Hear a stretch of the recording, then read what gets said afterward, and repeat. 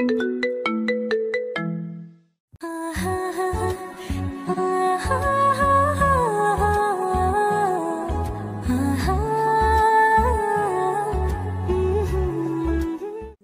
দেখলে আমার ভীষণ প্রেম প্রেম কেন পায় মাস্টারমশাই? এমন এক বাক্য শুভ্রা রাঙা ছোট্ট কাগজে কেউ লিখে একটা নীল রাঙা টিপসহ রেখে দিয়ে গিয়েছে প্লাবনের টেবিলটার উপরে। মধ্যাহ্নে প্রাইভেট পড়তে আসা এক ঝাঁক কিশোর কিশোরী তখন বেশ হাসাহাসি করল মাস্টার মশাইয়ের টেবিলের উপর থাকা চিরকুটখানা দেখে। হাসাহাসির শব্দ শুনে যখন তাদের গম্ভীর মুখ মাস্টার মশাই পাশের রুম থেকে ছুটে আসলো এক রাম ধমক দেওয়ার উদ্দেশ্যে, তখন এই চিরকুট দেখে তার শরীর কাঁপিয়ে কাশি শুরু হলো। ছাত্রছাত্রীদের সামনে লজ্জায় যেন মাটিতে মিশে যেতে ইচ্ছে করলো। চিরকুটখানা নিজের ঢোলা ফতুয়াটার পকেটের ভাঁজে খুব বিরক্তে ছুঁড়ে ফেলে। চোখ রাঙিয়ে উঠে মাস্টার মশাই। শ্যাম বর্ণা চাপদারিওয়ালা এই 25-এর যুবকের চোখ রাঙানিতে চুপ হয়ে যায় ভীষণ হাসাহাসি, থেমে যায় কৌতুক মাখানো মজা। সবাই নিজেদের আসনে চুপটি করে বসে পড়ে। মাস্টারমশাই পরিস্থিতি স্বাভাবিক করতে কালো রঙের শক্ত বোর্ডে সাদা চকের আঁচড় কাটতেই হুড়মুড় করে পাঠশালার দরজায় হাজির হলো পাঠশালার অতি জনপ্রিয় চঞ্চল সপ্তদশী কিশোরী উড়নচণ্ডী ওরফে তিস্তা। পাঠশালার মধ্যিখানে অবস্থানরত ছাত্রী ভ্রমরী উচ্ছ্বাসিত কণ্ঠে বলল, তিস্তা পচা বস্তা আসছে মাস্টারমশাই। মাস্টারমশাইয়ের হাতের চকখানা মাটিতে পড়ে যায়। বিরাট চিৎকারে আর কিছুক্ষণ আগে ঘটে যাওয়া কাণ্ডের ভাবনায় একটু অন্য মনস্ক ছিল বিধায় চকের এ দশা। তিস্তা মাস্টারমশাইয়ের হতভম্ব অবস্থা দেখে ফিক করে হেসে দেয়। মাছ সিতিকাটা মাথার দুটা ছোট্ট ছোট্ট ঘাড় অবধি ঝুলে থাকা বেনি ঘুরাতে ঘুরাতে বলে, মাস্টারমশাইয়ের দাঁতে পোকা, মাস্টারমশাই বড্ড বোকা। তিস্তার এই নির্বোধ ছন্দখানি কারোর কান অবধি পৌঁছায়নি। তিস্তার কানে নিজেকে ধন্য মনে করলো এত সুন্দর ছন্দখানা শুনে।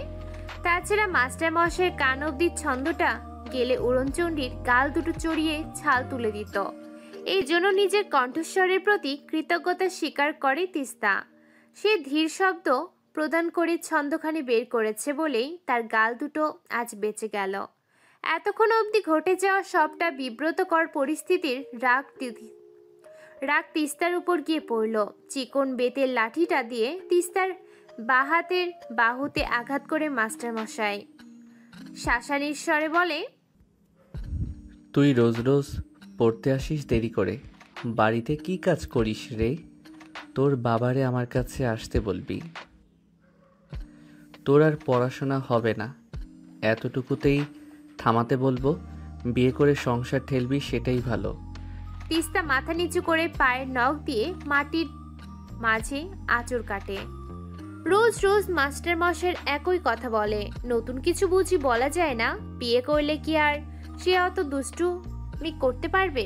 মাস্টারমশাইটা বড্ড বোকা, বোঝে কম। তিস্তার প্রাণপ্রিয় সহি নিজের কণ্ঠটা সাধারণের থেকে একটু উঁচু করে বলল, মশাই উড়নচণ্ডী তো আজ অনেক আগেই পাঠশালাতে আসবো বইলা ঘর থেকে বের হয়েছে, তবুও ও অত দেরি করলো কেন? কোথায় ছিল জিজ্ঞেস করেন। ভ্রমরীর কথা শুনে প্লাবনের ব্রুপ খানিকটা কুঁচকে আসে। বিরক্তি মাখা কণ্ঠে বলে, কার বাড়িতে আম জাম কাঁঠাল এসব চুরি করতে গিয়েছিলি, নাকি বেলি ফুল কুড়াতে গিয়েছিলি? তিস্তা নিজের শোয়ের পানে রক্তচক্ষু নিক্ষেপ করে। সঠিক সময়ে সঠিক বাসটা খাওয়াতে মেয়েটা উস্তাদ। প্লাবন তিস্তার কান টেনে দিয়ে বলে, আর যদি কখনো দেরি হয় তবে এই মুখো হবি না। মুখে কি কুলো পেটেছিস? কথা বলিস না কেন? কথা বললেই তো আপনি মারবেন মাস্টারমশাই। তিস্তার সহজ সরল কথাটাকে তার কানের টান খাওয়ার পরিমাণ বাড়ল, সাথে বাড়ল মাস্টারমশাইয়ের কণ্ঠের তেজ। চেঁচিয়ে বললেন, প্রশ্নের আগে তোর জবাব তৈরি, কিন্তু কাজের বেলা কাজকলা। যা টেবিলে গিয়ে বস, আর বিরক্ত করবি না, কেমন? যা। তিস্তা মাথা নাড়িয়ে ধপ করে ভ্রমরীর পাশে গিয়ে বসলো। তাল মাটিতে পড়ার মতো শব্দ করে মার বসালো শোয়ের পিঠে। ভ্রমরী ব্যথাতুর কণ্ঠে আহ করে উঠল। ভেসে এলো মাস্টার মশাইয়ের আরেক দফা রামধনক। অতঃপর কানে ধরিয়ে দাঁড় করিয়ে রাখলো পুরোটা সময়, কখনো একে কখনো ওকে। বিরক্ত করে গেল পড়ার সময়টুকু। মাঝে মাঝে পিঠে বেতের আঘাতও খেলো। এ আর নতুন কি, প্রতিদিনের পুরাতন রুটিন। পড়া প্রায় শেষের দিকে। ভ্রমরী এতক্ষণে পেটে জমিয়ে রাখা কথাটা আর জমিয়ে রাখতে না পেরে বলেই ফেললেন। জানিস তিস্তা, মাস্টার মশাই কে যেন চিরকুট দিয়াছে, তাও আবার প্রেম প্রেম চিরকুট। তুই দেরিতে এলি বলে মজাটা পেলি না, এই জন্যই বলি তোর তাড়াতাড়ি আসার অভ্যাস করা উচিত। কি ভয়ঙ্কর মজাটা থেকে বঞ্চিত হইলি। মুখ ভেঙচি দিয়ে উঠে ফিসফিস করে বলে, তুই আর তোর মাস্টারমশাই মিলে প্রেম প্রেম চিরকুট পর আর মজা নেই। আমার কি? দাঁড়া, তুই আমার মায়ের খাইয়েছিস না ডাইনি, এবার দেখ তোর কি করি। তিস্তার এহেন হুমকিময় কণ্ঠে ভরকে যায় ভ্রমরী। ভয় ভয় কণ্ঠে কিছু বলার আগেই তিস্তার চওড়া কণ্ঠে বলে উঠল, মাস্টারমশাই, আপনার নাকি কেউ চিরকুট দিয়েছে? আমাদের মিষ্টি খাওয়াবেন না? চিরকুট পাইলে মিষ্টি খাওয়াইতে হয়। প্লাবন সবে বোর্ডের শেষ লেখাটুকু সম্পূর্ণ করেছে। তিস্তার দুষ্টুমি মাখা কণ্ঠে সে মনে মনে কিছুটা হোঁচট খায়। নিজেকে ধাতস্থ করে সেকেন্ডে বিশ্বের মাঝেই হাতের মাঝে লিখে ক্ষয় হওয়া অর্ধেক চকটুকুন ছুঁড়ে মারে তিস্তার বরাবর। তর্জনী আঙুলটা উঁচিয়ে ধমকের স্বরে বলে, এতটুকু একটা মেয়ে, কি বুঝিস চিরকুটের? দিন দিন যে গোল্লায় যাচ্ছিস, বাড়ির মানুষ জানে নাকি জানানোর ব্যবস্থা করব? তিস্তা যতটুকু পারে নিজের মুখমণ্ডলের নিষ্পাপের ছোঁয়া এনে অসহায় কণ্ঠে বলে, মাস্টারমশাই, আমি তো জানতাম না এসব। এই ভ্রমরই বলেছে সব। ভ্রমরীর পানে তীক্ষ্ণ দৃষ্টিতে তাকাই প্লাবন। রাশভারী কণ্ঠে বলে, বোর্ডে করানো অঙ্কটা তুমি কাল 5 বার করে আনবে ভ্রমরী, মনে থাকবে? ভ্রমরী কেবল অসহায়ের মতন মাথা নাড়িয়ে বলে, আচ্ছা মাস্টার মশাই। এই আচ্ছা কি? আচ্ছা বলবা কেমন? ভ্রমরী আবার পুতুলের ন্যায় মাথা নাড়ায়। প্লাবন এবার সবার উদ্দেশ্যে বলে, যাও, আজ সবার ছুটি, বিকেল তো হয়েছে, মনে হয় 5টা বাজে। যাও সবাই, কাল ঠিক সময়ে চলে আসবে। আর হ্যাঁ, এই চিরকুট নিয়ে উল্টাপাল্টা কথা যদি আমায় নিয়ে ছড়িয়েছে তবে খবর আছে। সবাই যার যার মতন মাথা নাড়িয়ে দ্রুত বই খাতা নিয়ে ছুট লাগায় নিজেদের গন্তব্যে। তাদের সাথে তিস্তাও যোগ দিতে নিলে প্লাবন গম্ভীর কণ্ঠে বলে, তিস্তা, তুই কোথায় যাচ্ছিস? আজ তুই দেরি করে এসেছিস, তাই তোর শাস্তি হলো সন্ধ্যা অবধি এখানে পড়বি। আমি একটু বাজারে যাব, তোর বাবাকে বলবো যাওয়ার সময় যেন তোকে নিয়ে যায়। তুই তো ছাড়া গরু, একা ছাড়া যায় না আবার। তিস্তা তেতে ওঠে, কিন্তু কে পরোয়া করে তার তেজ। ভ্রমরী হাসতে হাসতে ঠিক হয়েছে বলে বেরিয়ে যায়। তিস্তা মুখ ভেঙচি দিয়ে আবার নিজের জায়গায় বসে পড়ে। পুরো রুমটাতে সে একা। টিনের চালের ঘর। মাস্টার মশাইও তাদের বাড়ির জন্য বাজার করতে গ্রামের হাটে চলে গিয়েছে। মাস্টার মশাইয়ের অসুস্থ মা ছাড়া পুরো বাড়িটাতে আর কেউ নেই। মানুষটার প্রায় শয্যাশায়ী, মাঝে মাঝে একটু হাঁটাহাঁটি করে, কোনো কাজ করতে পারে না। তারা আগে শহরে থাকলেও মাস্টার মশাই একটু নিবিড়ভাবে বাস করার জন্য এই গ্রামে খুঁটি গেড়েছে। শিক্ষিত হওয়ার, গ্রামের স্কুলে পাঠদান করার সাথে বাড়িতে প্রাইভেট পড়ায় মধ্যাঞ্চের দিকে। তাদের বাড়ির কিছু কাজ গ্রামের এক চাচি করে দেয়। মাস্টার মশাই তার বিনিময়ে বেশ কিছু টাকা কড়ি দেয় অবশ্য, আর বাদবাকিগুলো মাস্টার মশাই করে। বেশ খানিকটা সময় নিজের মাধ্যমিকের বইটা নেড়ে চেড়ে সরু টেবিলটার উপর গভীর নিদ্রায় চলে যায় তিস্তা। সারাদিনের ঝোড়ঝাপে দেহটা বেশ ক্লান্ত, এবার একটু স্বস্তি মিলুক তারও। গ্রামের পথ ধরে বাড়ি ফিরছে প্লাবন। এক হাতে তার বাজারের জিনিসপত্র। ঠিক বাড়ির কাছাকাছি আসার পর তার মনে পড়ল পকেটে থাকা ভীষণ অযত্নের চিরকুটখানার কথা, যা একজন ভীষণ দুষ্টুমি বুদ্ধি নিয়ে লিখেছে। এত চিরকুটে লেখা ভাষাগুলোর গভীরতা হয়তো তার জানা নেই, তবুও মাস্টার মশাইকে বিব্রত অবস্থাতে ফেলার জন্য এই কুব্যবস্থা। প্লাবন চিরকুটটাতে বেশ খানিকটা সময় হাত বুলাই। লেখাগুলোর মাঝে তিস্তার ছোট্ট গোল গোল মিষ্টি মুখখানা ভেসে আসে। মেয়েটা চিরকুট লিখেছে মজা করার জন্য, কিন্তু সে ভুলেই গেছে মাস্টার মশাই প্রতিনিয়ত তার খাতা দেখে, তার হাতের লেখা চেনে, এমনকি পায়ের নখ হতে মাথার চুল অবধি সব মাস্টার মশাইয়ের জানে। আর মনেই হাসে মাস্টার মশাই। পথিমধ্যে বাড়ির পাশে মতিন চাচার সাথে দেখা হলো। মাস্টারের দেখে দ্বিগুণ বয়সী লোকটা মাস্টারকে দেখার সাথে সাথে সম্মানের সহিতে বলল, আসসালামু আলাইকুম। কেমন আছেন বাবা? প্লাবন সালামের উত্তর দিয়ে শ্রদ্ধার সাথে বলল, এই তো চাচা ভালো, আপনি? আমিও মেলা ভালো আছি বাবা। কিছুর প্রয়োজন হলে আমাকে জানাবেন। আপনি আসার পর থেকে গ্রামের ছেলেপেলে স্কুলে যাওয়ার আগ্রহ দেখায়। আপনার প্রতি আমাকেও কৃতজ্ঞতা রইল। প্লাবন কেবল মুচকি হাসে। 2 বছর যাবৎ সবার মুখে একই কথা শুনে আসছে। বেশ শান্ত স্বভাবের হওয়াতে রাতারাতি গ্রামের সবার পছন্দের তালিকায় পড়ে গেছে। প্রায় বছর 2 আগেই এই গ্রামে এসেছিল তারা। এরপর থেকে গ্রামের সবার কাছে মাস্টার মশাই হয়ে গেছে। ছোট্ট বড় সবার সম্মানের পাত্র। কেউ তার মুখের উপর কথা বলে না, কেবল একজন ছাড়া। প্লাবন আবারও মুচকি হাসে। বাড়ি ফিরতে ফিরতে প্রায় 8টা বাজলো প্লাবনের। পড়ার ঘরে আলো জ্বলছে দেখে অবাক হলো।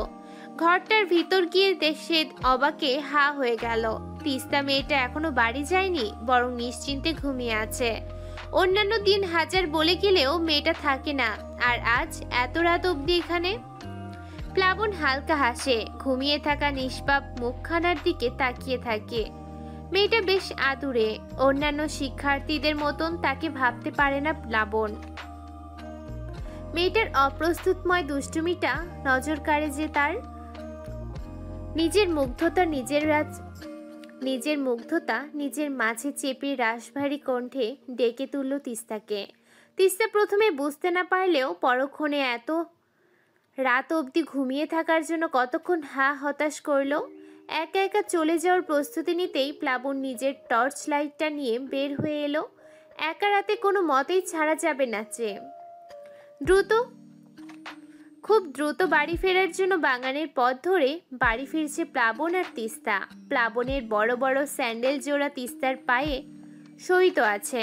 মেয়েটা জুতো পরে আসেনি। আধার রাস্তায় কিছু পায়ে বিঁধলে গেঁথে কেটে হয়রান করবে। বেশ আহ্লাদিত, তাই প্লাবনের জুতোটাকে দিয়েছে। বুকের মাঝে বই দুখানা চেপে সাবধানে পা ফেলে চলছে তিস্তা। কেমন গা ছমছমে রাস্তা, তার ভীষণ ভয় করছে। তাই দ্রুত গিয়ে মাস্টার মশাইয়ের হাতটা চেপে ধরল সে। প্লাবন সাবধানে পা ফেলতে ফেলতে বলল, কিরে, ভয় পাচ্ছিস? তিস্তা ভীত কণ্ঠে বলল, হ্যাঁ। প্লাবন আর কিছু না বলে তিস্তার হাতটা দ্রুত এগিয়ে যাচ্ছে। হঠাৎ বাগানের অপর পাশ থেকে কিছু একটা শব্দে ভয় পেয়ে যায় তিস্তা। ধীর গতিতে বলে ওঠে, আম্মা গো ভূত। প্লাবন দ্রুত তিস্তার মুখ চেপে ধরে। চুপ কর, ভূত না, কোনো মানুষ, চুপ কর। হুঁশিয়ারি কণ্ঠে বলে। তিস্তা তবুও ভয় কেঁপে ওঠে। প্লাবন গাছের পাতাগুলো একটু সরাতেই দেখে মোড়লের বাড়িতে চকচকে ঝকঝকে জামা পরা কতগুলো মেয়ে ঢুকেছে। তিস্তা কৌতূহল নিয়ে তাকিয়ে থাকলেও প্লাবনের যা বোঝা তা বোঝা হয়ে গেছে। সে তিস্তার হাত ধরে ব্যতিব্যস্ত সরে বলে, চল তিস্তা, দেরি হচ্ছে। তিস্তা কখনো কৌতূহল চোখে তাকিয়ে প্লাবনকে উদ্দেশ্য করে বলে, এই মেয়েগুলো মোড়ল চাচার বাড়িতে কেন? এরা কারা মাস্টারমশাই? আমাদের গ্রামের তো না। প্লাবন উত্তর দেয় না, কেবল রাশভারী কণ্ঠে বলে, যেখানে সেখানে প্রশ্ন করতে নেই তিস্তা, তাড়াতাড়ি চল এখান থেকে, কেউ দেখতে পেলে সর্বনাশ হবে। তিস্তার কৌতূহল তবুও মেটে না। এই ব্যাপারে তার জানতে হবে যে মাস্টার মশাইয়ের মনে ভয় ঢুকে। মেয়েটা যা কৌতূহল প্রবণতার দ্রুত ওর কৌতূহল মিটবে না। ওর ঝাঁক ওর চোখ না আবারও কোনো সর্বনাশ ডাকে। আকাশে মেঘগুলো খানিকটা তুলোর মতো লাগছে। শরতের আকাশটা ভীষণ আদরে হয়, দেখলেই মনে হয় ছুঁয়ে দিতে। এমন এক অদম্য ইচ্ছে নিয়ে সে আকাশ পানে ড্যাব ড্যাব করে তাকিয়ে আছে তিস্তা। সাথে হেঁটে যাচ্ছে গ্রামের সরু পথ দিয়ে। তার সাথে আজ কেবল মাস্টারমশাই আছে। মাস্টারমশাই নিজের সাইকেলটা নিয়ে হাঁটছে গভীরভাবে। তিস্তা কতক্ষণ মনের মাঝে হাবিজাবি ভেবে হঠাৎ মাস্টারমশাইকে প্রশ্ন করলো, আচ্ছা মাস্টারমশাই, আপনার একটা কথা বললে রাখবেন? মাস্টারমশাই খানিকটা ব্রু কুচকায়, সন্ধিহান কণ্ঠে বলে, উল্টাপাল্টা চাইবি নাকি? আপনার সব সময় মনে হয় আমি উল্টোপাল্টা চাই। থাক, লাগবে না। তিস্তার এহেন অভিমানে গোপনে হাসে মাস্টারমশাই। শরতের কোমল বাতাসে ছুঁয়ে যাচ্ছে শরীর। একটু কেঁপে কেঁপে উঠছে অভিমানী সপ্তদশী। মাস্টারমশাই কিছু বলে না, কারণ তিস্তা আবার নিজ থেকেই আসবে কথা বলার জন্য। মিনিট 5 পেরিয়ে যায়, তিস্তা চুপ রয়। এখন যে পথটি দিয়ে হাঁটছে তার বাপাশে একটা মরা নদী আছে। মৃত নদী হলেও তার রূপের যেন অন্ত নেই। তিস্তা মৃত নদীটির দিকে তাকিয়ে আনমনেই বলে, মাস্টারমশাই জানেন, এই গ্রামে অনেক আগে এক জমিদার বাস করত। তার নাম ছিল আনন্দমোহর। ওনার সহধর্মিণী এই নদীটা খুব পছন্দ ছিল। ওনার পছন্দকে আরো সৌন্দর্যময় করে তুলতে এই নদীটির পাড় চীনা পাথর দিয়ে বাঁধানো হয়। একটি বিশাল বসার জায়গা বানানো হয় সুন্দর করে। আনন্দমোহরের স্ত্রীর নাম ছিল মধুসুখী। সেই নাম অনুসারে নদীটির নাম রাখা হয় মধুসুখী। কিন্তু এই প্রিয় নদী কাল হয়ে দাঁড়ায় মধুসুখীর। একদিন এই নদীতে ডুবে সেই মানবী মারা যায়। এরপর নাকি প্রায় কত যুগ নদীটি মৃত ছিল। এর পানি শুকিয়ে চর জেগেছিল। কিন্তু হঠাৎ একদিন সবাইকে অবাক করে নদীটি আবার পানি আসলো। নদীটি ভরে গেল, তার রূপ আরো বেড়ে উঠল। প্লাবন খুব মনোযোগ দিয়ে সবটা শুনল। সে এগুলো জানে। গত 2 বছর যাবৎ অনেকে এই নদীটিকে জাদুময় নদী বলে আখ্যায়িত করে। অনেকে তো রাতে এখান দিয়ে আসে না। গ্রামীণ কিছু কুসংস্কার তো থেকেই যায়। তবে সে পুরানো গল্প নতুন করে তিস্তার মুখ থেকে শুনতে ভালোই লাগছে। তাই সে নীরব শ্রোতা হয়ে সবটা শুনল। এবার সে প্রশ্ন করলো, তাহলে তিস্তা নদীটি আবার মৃত হলো কিভাবে? তিস্তা একটু খুশি হলো। মাস্টারমশাই তার কাছ থেকে কিছু জানবে, শিখবে, সেটা যেন বিশ্বজয় করার আনন্দ দিল তাকে। সে উচ্ছ্বাসিত কণ্ঠে বলল, এই নদীটা আবার মৃত বলে ঘোষণা দেওয়া হয় প্রায় 17 বছর আগে। আমি জন্মানোর 5 দিনের মাথায় নাকি নদীটা মারা যায়। এর চর জেগে ওঠে। আমি যখন মায়ের পেটে আসি তখনই নাকি নদীটা তার স্রোত হারিয়ে ফেলে, গতি কমিয়ে দেয়। জানেন মাস্টারমশাই, আমার কি মনে হয়? মাস্টারমশাই উৎসুক দৃষ্টিতে তাকিয়ে বলল, কি মনে হয়? আমি জন্ম নেওয়ার সাথে সাথে নদীটা মারা গেছে। বোধহয় আমি মারা গেলে নদীটা আবার বেঁচে উঠবে। প্লাবনের পাটা আপনা আপনি থেমে যায়। কথাটা মস্তিষ্ক অব্দি পৌঁছতেই খানিকটা নড়ে চড়ে ওঠে সে। ধমক দিতে গিয়েও নিজেকে ধাতস্থ করে বলে, তাহলে এক কাজ কর, তুই বরং তাড়াতাড়ি মরে যা। তুই বেঁচে থেকে তো কারো কোনো কাজে আসছিস না, বরং মরে গিয়ে কাজে লাগবি। এই মৃত নদীটা জীবিত হয়ে গেলে এখানে মাছ চাষ করা যাবে। তারপর কত মানুষ এই মাছ বিক্রি করে তাদের উদর পূর্তি করতে পারবে। কি বলিস? তিস্তা মাথা নত করে কেবল ঘাড় কাত করে, যার অর্থ ঠিক আছে। প্লাবন অবাক হয়। এত ভদ্র মেয়ে তো তিস্তা না। এদিকে সপ্তদশী। তিস্তার মনে অভিমানের পাহাড়টা আরেকটু ঝড় হয়। এদিকে সপ্তদশী তিস্তার মনে অভিমানের পাহাড়টা আরেকটু বড় হয়। মাস্টার মশাইকে সে ওই কথাটা বলেছিল যেন মাস্টার মশাই তাকে ধমক দেয়। ধমক দিয়ে বলে, এসব কথা বলবি না। কিন্তু তাকে ভুল প্রমাণ করে দিয়ে মাস্টার মশাই কিনা তাকে মরে যেতে বলল। মাস্টার মশাই কি বোঝে না তিস্তার ভীষণ আদরে লাগে মাস্টার মশাইয়ের বকা। অভিমান অধিক হওয়ায় চোখের কোণে উকি দেয় অশ্রুকণা। সে তাড়াতাড়ি বইয়ের ব্যাগটা আঁকড়ে ধরে ছুট লাগায়। তিস্তার এহেন কাণ্ডে প্লাবন বেশ অবাক হয়। পেছন থেকে কয়েকবার ডাক দেয়, কিন্তু কে শুনে কার কথা। প্লাবনের মনে সামান্য বিষণ্ণতা করা নাড়ে, কিন্তু মেয়েটাকে তখন আহ্লাদ দেখালে সে এসব কথা আবারও বলতো, আর প্লাবনের দেহের মাঝে ছোট্ট হৃৎপিণ্ডটাই রক্তক্ষরণ হতো। তিস্তা আজ স্কুল না গিয়ে ফিরে এসেছে, তখন ছুট লাগিয়ে স্কুলে গেট অবধি গিয়েও স্কুল যায়নি, অন্য রাস্তা দিয়ে বাড়ি চলে এসেছে। হুটহাট মন খারাপ হয় আজকাল, মা বলেছে এ বয়সে ওই একটু আধটু হয়। তিস্তা মন খারাপ করে উঠোনের এক কোণে বসে আছে। তার মা তয়ানা চুলোয় ভাত বসিয়ে মেয়ের দিকে এগিয়ে আসে, আদরের কণ্ঠে বলে, কি হলো আজ তিস্তামণির? সে আজ দৌড়ঝাঁপ করছে না যে? আজ যে তোমার আপাই আসবে, সে খেয়াল আছে? আমার হুটহাট মন খারাপ করে আম্মা, আমার ভালো লাগে না কিছু। এ বয়সে তো মন খারাপ করবই, বিয়ার বয়স পার হইয়া যাইতেছে, অথচ তোমার মা বাপে তোমারে বিয়া দিতাছে না। কত কইরা বুঝাইলাম, তাও বুঝে না। তিস্তার দাদির এহেন কথাই তিস্তা ড্যাব ড্যাব করে তাকায়। তার বিয়ে করার জন্য মন খারাপ হচ্ছে? ছি, এ তাহলে কেমন মন খারাপ? তনয়া বেশ বিরক্তির স্বরে বলে, আম্মা, এসব আপনার ছেলে শুনলে কিন্তু আবার রাগারাগি করবে। আপনি ওর সামনে এগুলো বলবেন না দয়া করে। বৃদ্ধা মহিলা এবার নিজের ঘর থেকে বেরিয়ে আসে, খুঁড়িয়ে খুঁড়িয়ে নাতনির কাছে এসে বলে, হ, এখন আমার কথা তো তোমরা কেউ শুনবা না।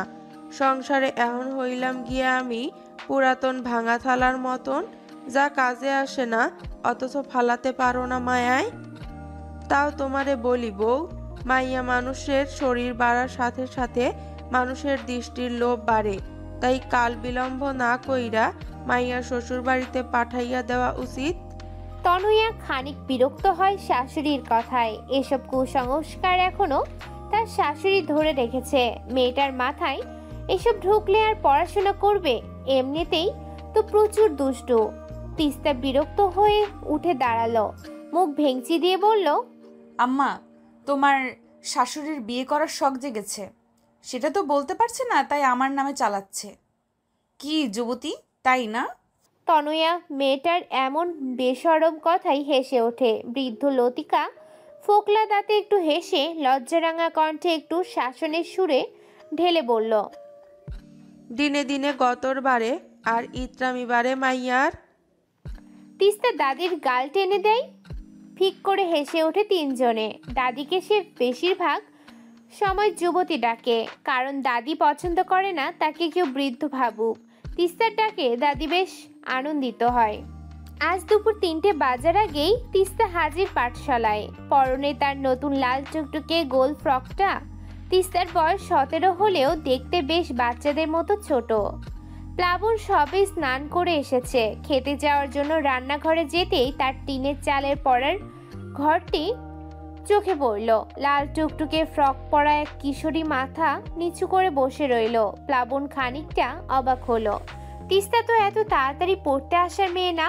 প্লাবন নিজের খাবারের কথা ভুলে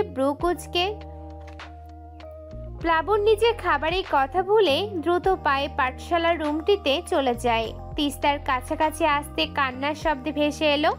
প্লাবনের মুখটা খানিক মোচড় দিয়ে উঠল।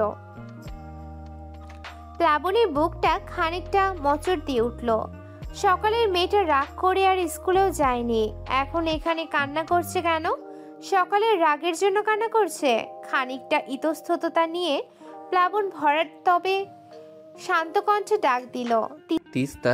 তিস্তার কোনো ভাবান্তর দেখা গেল না, বরং সে কান্নার গতি আর একটু বাড়িয়ে দেয়। প্লাবন আবারও ডাক দিল আদুরে কণ্ঠে, তিস্তা, কি হলো তোর? কি হয়েছে তিস্তা? তিস্তার তবুও নড়চড় নেই। প্লাবন এবার ইতস্ততা ছেড়ে ফেলে দিয়ে তার ডান হাতটা তিস্তার বাহুতে রাখতেই তিস্তা ভয় পেয়ে যায়, ছিটকে দূরে সরে গেল। ভীত কণ্ঠে বলল,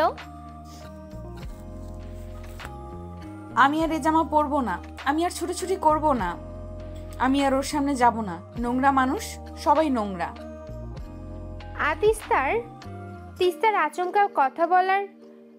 তিস্তার আচমকা বলা কথাগুলো প্লাবনের মস্তিষ্ক অবধি পৌঁছাতে একটু সময় লাগে, কিন্তু বোধগম্য হতেই শরীরটা একটু কেঁপে ওঠে। অনাকাঙ্ক্ষিত ভয় মাথা চাড়া দিয়ে ওঠে। তিস্তা এসব কথা বলছে কেন? প্লাবন ব্যতিক ব্যস্ত স্বরে বলে, কে কি বলেছে তোকে? আমায় বল, কি হয়েছে? কে কে ধরেছে তোর গাল? তিস্তার ততক্ষণে হেঁচকে উঠে গেছে কাঁদতে কাঁদতে। সে মাস্টার মশাইয়ের দিকে তাকায়, চোখগুলো লাল হয়ে ফুলেও গেছে। মাস্টার মশাইকে দেখে ভিতরে সব কান্না বের হয়ে আসে। অভিযোগের স্বরে বলে, সবাই খারাপ মাস্টারমশাই, অনেক খারাপ। জানেন আমার গাল, পেট, ঘাড় ধরেছে ও বাজেভাবে। খুব খারাপ ওর হাত। প্লাবন আটকে ওঠে, বিস্মিত কণ্ঠে বলে, কে কে ধরেছে তোর গাল? তিস্তার ফুপিয়ে কেঁদে দেয়। অস্পষ্ট স্বরে বলে, দুলাভাই। ফুলো ফুলো চোখ দুটি কিছুক্ষণে বিবর্তনে উচ্ছ্বাসে পরিপূর্ণ। প্লাবন দূর হতে উচ্ছ্বাসিত মুখখানা দেখে তৃপ্তির হাসি হাসে। ছোট্ট শ্বাস ফেলে বলে, আর খাবি তেঁতুল আচার? তিস্তা শেষ পর্যায়ে আচারটুকু মুখে পড়ে নেয়। অমৃতের ন্যায় অতিরিক্ত স্বাদে চোখ দুখানা বন্ধ হয়ে আসে। তিস্তার এমন মুখভঙ্গি দেখে চাপা হাসে প্লাবন। আচারের প্রতি তারও ভীষণ লোভ হচ্ছে তিস্তার খাওয়ার অভিনয় দেখে। তিস্তা মুখের আচারটুকু শেষ করে আঙ্গুলটুকু চাটতে চাটতে বলল, না মাস্টারমশাই, আর খাবো না। তবে কি আমি আচারের বয়ম রেখে আসবো? তিস্তা মাস্টার মশাইয়ের কথা শুনেই তৎক্ষণাৎ আচারের বয়মটা ছিনিয়ে নেয়। প্লাবনের কাছ থেকে একটু আড়াল করে বলে, না, এই আচার আমি বাড়ি নিয়ে যাব। এখন আর খেতে ইচ্ছে করছে না, কিন্তু যদি পরে আবার খেতে ইচ্ছে করে তখন আমি কি করব? তাই এটা আমার সাথে নিয়ে যাচ্ছি। যেদিন আমার খাওয়ার ইচ্ছে শেষ হয়ে যাবে সেদিন দিয়ে যাব। তোর ইচ্ছে শেষ হওয়ার আগে না আবার আমার আচার শেষ হয়ে যায় দেখিস।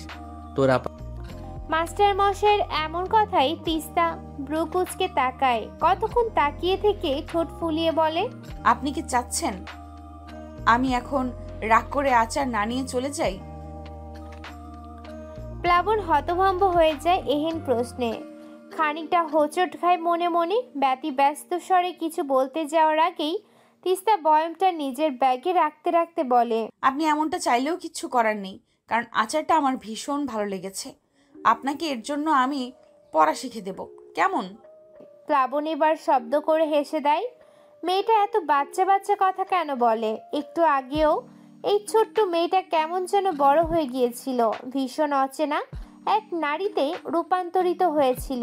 কতটা ধৈর্য সহকারে সামলাতে হলো তাকে।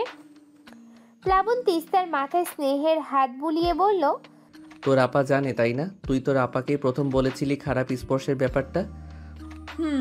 আমি সবার আগে আপারেই বলছি, দুলাভাই নষ্ট পুরুষ। আমি আপারে অনেক বলেছি, কিন্তু আপা আমাকে চড় লাগিয়েছে মাস্টারমশাই, অনেক জোরে মেরেছে। শুকনা চোখগুলো কথার পরিপ্রেক্ষিতে জলে পরিপূর্ণ হয়ে গেল। প্লাবনের ভীষণ অবাক লাগলো তিস্তার আপার ব্যবহারে। সে অবাক কণ্ঠে বলল, তোর আপা আর কিছু জিজ্ঞেস করেনি তোকে? আর কিছু বলেনি? হ্যাঁ বলেছে তো, আপা কান্নাও করেছে। আপা বলেছে এই কথা বাড়ির কাউকে না বলার জন্য। তাই তো আপনারা বললাম মাস্টারমশাই, আপনি আর কাউকে বলবেন না, কেমন? আপা কষ্ট পাবে। আপা বলেছে এই কথা আমি কাউকে বললে তার সংসার ভেঙে যাবে, তখন গলায় দড়ি দেওয়া ছাড়া নাকি উপায় থাকবে না। দুলাভাইরে সে অনেক ভালোবাসে। কথা শেষ করে মন খারাপের বিষণ্ণতায় ডুব দেয় তিস্তা। প্লাবন হতাশার শ্বাস ফেলে বলল, এটা ভালোবাসা না রে, যে ভালোবাসা অন্ধ বানিয়ে দেয়, হিতাহিত জ্ঞান হারিয়ে ফেলে, সেটা ভালোবাসা না। তোর আপার সংসার করার লোভ তার স্বামীকে আরও এক ধাপ এই নোংরামির দিকে এগিয়ে দিচ্ছে। বাঙালি নারীজাত ভাবে সংসারবিহীন তারা কিছু না, তাই হাজারো নোংরামি সহ্য করেও সংসার রাখার জন্য মরিয়া হয়ে যায়। আচ্ছা, একটা কাজ করবি তিস্তা? তিস্তা উৎসুক দৃষ্টিতে তাকায়, বিষণ্ণ স্বরে বলে, কি কাজ মাস্টারমশাই? তোকে তোর দুলাভাই সবার আড়ালে স্পর্শ করেছে, তাই না? হ্যাঁ। তাহলে তাকে শাস্তিটা সবার আড়ালে তুই দিবি, পারবি না? প্লাবনের কথা তিস্তার বোধগম্য হয় না। সে প্রশ্নাত্মক দৃষ্টিতে তাকিয়ে বলে, কি শাস্তি দেব? আর দুলাভাই আমার বড়। প্লাবন কিছুটা রেগে যায়। ভরাট কণ্ঠে বলে, বড় বলে তুই শাস্তি দিতে চাস না, আর সে তোকে নোংরা চোখে দেখুক, সেটা তোর ভালো লাগবে? তিস্তা ডানে বামে মাথা নাড়ালো, যার অর্থ তার ভালো লাগবে না। প্লাবন এবার আশ্বাসের স্বরে বলল, তোর আপার অন্ধত্ব তুই ঘোচাবি, আর দুলাভাইয়ের নোংরামিও তুই দূর করবি, পারবি না? তিস্তার হঠাৎ কি যেন হলো, চোখ দুখানা চকচক করে উঠল। ভীষণ আত্মবিশ্বাসী উঠে বলল, পারবো মাস্টারমশাই। মেয়ে মানুষকে সৃষ্টিকর্তা আলাদা শক্তি দিয়ে হয়তো বানায়। তারা যতটা অবুঝি হোক, নিজের নিরাপত্তা বেশ ভালোভাবেই বোঝে। তিস্তাও সেই সত্তার বাহিরে না। হঠাৎ উঠোন থেকে চওড়া কণ্ঠে ডাক ভেসে এলো, মাস্টারমশাই বাড়িতে আসেননি? মোড়ল সাহেব আইছে আপনার সাথে দেখা করার জন্য। প্লাবনের কপাল কুঁচকে যায়। মোড়ল সাহেব তার সাথে দেখা করতে আসছে কেন হঠাৎ? তিস্তাও অবাক দৃষ্টিতে মাস্টার মশাইয়ের দিকে তাকায়, বিস্মিত কণ্ঠে বলে, মোড়ল সাহেব আপনার সাথে দেখা করতে কেন আসছে মাস্টারমশাই? প্লাবন মাথা নাড়িয়ে জানি না বলে বড় টিনের ঘর থেকে বেরিয়ে আসে। প্লাবনের মাও দুপুরে খেয়ে ভাত ঘুম দিয়ে ছিল, কিন্তু মোড়লের নাম কানে যেতেই ভীষণ ঘুম থেকে কোথায় উবে গেল। সে তাড়াতাড়ি নিজের ঘর থেকে বেরিয়ে এলো। তখন শরতের নরম দুপুর। গ্রামে দুপুর বেলাটা থাকে বেশ নিস্তব্ধ। মোড়ল সাহেবকে দেখে প্লাবন বেশ সম্মানের সাথে সালাম করে, বিনীত কণ্ঠে প্রশ্ন করে, আপনি এখানে যে? কোনো প্রয়োজন থাকলে আমাকে ডাকতে পারতেন। মোড়ল সাহেব তার সাথের চাকরটার কাছ থেকে হুকা পান করে। হুকার ধোঁয়া আকাশে উড়িয়ে দিয়ে কর্কশ কণ্ঠে বলে, এই গ্রামে তো অনেক মাস্টারই আছে, কিন্তু আমার মাইয়ার কঙ্কনার তোমারে লাগবে পড়ার জন্য। তুমি সময় কইরা গিয়া পড়াইও, টাকা পয়সার ব্যাপার নিয়ে ভাবতে হইব না। প্লাবন তার মাধুর্যতা নয়, কণ্ঠে আরো বিনীত ভাব ঢেলে বলে, শিক্ষকদের পড়ানোর বিনিময়ে যেটা দেওয়া হয় সেটাকে সম্মানই বলে, টাকা পয়সা না। আর আপনি তো জানেন, দুপুরে আমার একটা শিক্ষার্থীদের দল আছে যাদের আমি পড়াই। সেটা ছুটি দিতে দিতে সন্ধ্যা নামে, এরপর তো আর পড়ানো সম্ভব না। আপনি বরং কঙ্কনারে এসে পড়ে যেতে বললেন। প্লাবনের কথা শুনে প্লাবনের মা বর্ষা বেগম হুঙ্কার দিয়ে বলে, কাকে কি বলছো প্লাবন? মোড়ল সাহেব যেখানে এত বড় প্রস্তাব দিচ্ছে, সেখানে তোমার না করাটা বেমানান। এটা আমার একান্তই ব্যক্তিগত বিষয় মা, আপনি কিছু বলবেন না আশা করি। প্লাবনের কথাই তার মা চুপ হয়ে গেলেও মোড়লের সাথে থাকা তার চাকরটা চোখে রাঙিয়ে দেয়। ধমকের স্বরে বলে, আপনি বইয়া বাড়ি মাইয়ারে পড়াতে পারবেন না? এত সাহস কই থেকে আসে আপনার? গ্রামে টিকতে পারবেন তো? মোড়ল সাহেব বিশাল এক ধমক দিলে লোকটাকে শাসানোর ভঙ্গিতে বললেন, তোমার এত সাহস কই থেকে আসে? আমি তোমার কথা কইতাছি, মাস্টার গো লগে ভদ্রতা, রিপিট, মাস্টার গো লগে অভদ্রতা করবি না। মোড়লের ধমকে চাকরটা মাথা নত করে ফেলল। মোড়ল সাহেব নিজের বিটঘুটে আকৃতির হাসি দিয়ে সাধারণ কণ্ঠে বলল, আচ্ছা মাস্টার, তুমি যা কও তাই হইব। তাহলে কঙ্কনা কাল থেকে তোমার ওইখানে আইসা পড়বো। ভালো থাইকো। প্লাবন ঘাড় নাড়িয়ে বলল, বসলেন না? না মাস্টার, মেলা কাজ আছে, আজ তাহলে আসি। প্লাবন মাথা নাড়িয়ে সম্মতি দিল। মোড়ল বের হতে নিয়েও একটু দাঁড়ালো, পড়ার ঘরটার দিকে তাকালো। ঘরের দরজা ঘেঁষে তখন তিস্তা দাঁড়ালো। মোড়ল তিস্তার দিকে তাকিয়ে অদ্ভুত কণ্ঠে প্লাবনের উদ্দেশ্যে বলল, এই তিস্তা নদী যে এখানে, কঙ্কনা এলে আবার দেখো নদীর জল বহুদূর না গড়ায়, একটা সাপ হলে আরেকটা নেউল। মোড়লের কথাই প্লাবন কিছুটা হেসে দেয়। হেসে চোখে ইশারা করে তেমন কিছু হবে না। মোড়ল প্লাবনদের সদর দরজা পার হতেই তিস্তা দুলাফে উঠোনে নেমে এলো। বিরক্ত মেশানো কণ্ঠে বলল, ওই কঙ্কনারে পড়ানোর কি দরকার আপনার মাস্টারমশাই? ও খালি ঝগড়া করে, আমার একদম ভাল লাগে না ওরে। টাকার গরমে যেন ও শান্তি পায় না, এমন ভাবখানা। প্লাবন তিস্তার কথায় কিছু বলতে নিবে তার আগেই প্লাবনের মা বর্ষা মুখ ঝামটা দিয়ে বলল, হ্যাঁ, আমার ছেলের সুখ তো কারো সহ্য হয় না, স্বয়ং ওরেই নিজের সুখ সহ্য হয় না। মোড়লের বাড়িতে গিয়া পড়ালেই কত টাকা পাইতো না, হেই তো আবার দরদি। এখন আবার এই উড়নচণ্ডী মেয়ে ঢং করতে আসছে। যা বাড়িতে যা। প্লাবন অসহায় কণ্ঠে বলল, আহ মা, ওর সাথে কিভাবে কথা বলছো? যা তিস্তা, পড়ার ঘরে যা। তিস্তার এক মুহূর্ত ব্যয় না করে ঘরে চলে গেল। মাস্টার মশাইয়ের মাটা কেমন যেন, মহিলা বেশ পড়াশোনা জানলেও কেমন যেন আচার আচরণ। প্লাবন ছোট্ট শ্বাস ফেলে মাকে কিছু বলতে যাওয়ার আগেই তার বাকি শিক্ষার্থী চলে আসলো। ব্যস্ত হয়ে গেল সে দৈনন্দিন কাজে। বাড়ির উঠানে হারিকেনের আলো মিটমিট করে জ্বলছে। তিস্তার রান্নাঘরে মাছগুলো ভাজছে। মা পাশের বাড়িতে গিয়েছে সে বাড়িতে ঝামেলা হচ্ছে বলে। যাওয়ার আগে তিস্তার ঘাড়ে মাছ ভাজার বিরাট দায়িত্ব দিয়ে গেছে। বাড়িতে এখন সে, তার দাদি আর দুলাভাই আছে। আপাও মায়ের সাথে গিয়েছে। তিস্তা গভীর মনোযোগ তেলের ভিতর থাকা ফুটন্ত মাছগুলো দেখছে। এটার মাঝেও ভীষণ আকর্ষণীয় কিছু খুঁজে পাচ্ছে বোধহয় সে। আসলে বয়সন্ধির সময়টা এমন, অসাধারণও বিরক্ত আসে, আবার অতি সাধারণও আনন্দিত করে।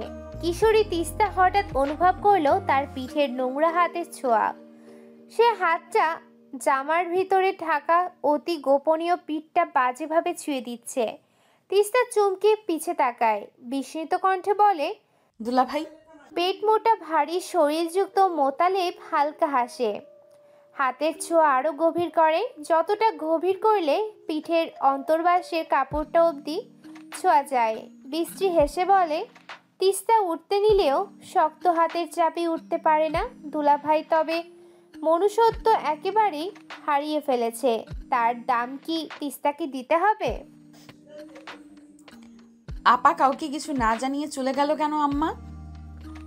নিজের ছোট মেয়ের কথায় তনয়া বেগম ফিরে তাকালেন। তার হাতে ছাই লেগে আছে। গতকাল রাতের এঁটো থালা বাসনগুলো ধুচ্ছিল সে। হাতের পাতিলটা নিচে রেখে গম্ভীর কণ্ঠে বলল, ভালো হয়েছে তুমি এসেছো এখানে।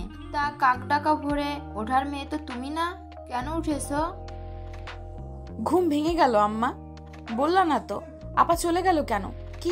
তনয়া বেগম বিরক্তিতে খানিকটা ব্রুকুচকে অধৈর্য মাখানো কণ্ঠে বলল, এখানে এসে একটু পানি তুলে নিয়ে যাও তো, হাঁড়ি পাতিলগুলো ধুয়ে ফেলি, বাসি কাজগুলো আগে শেষ করে নেই।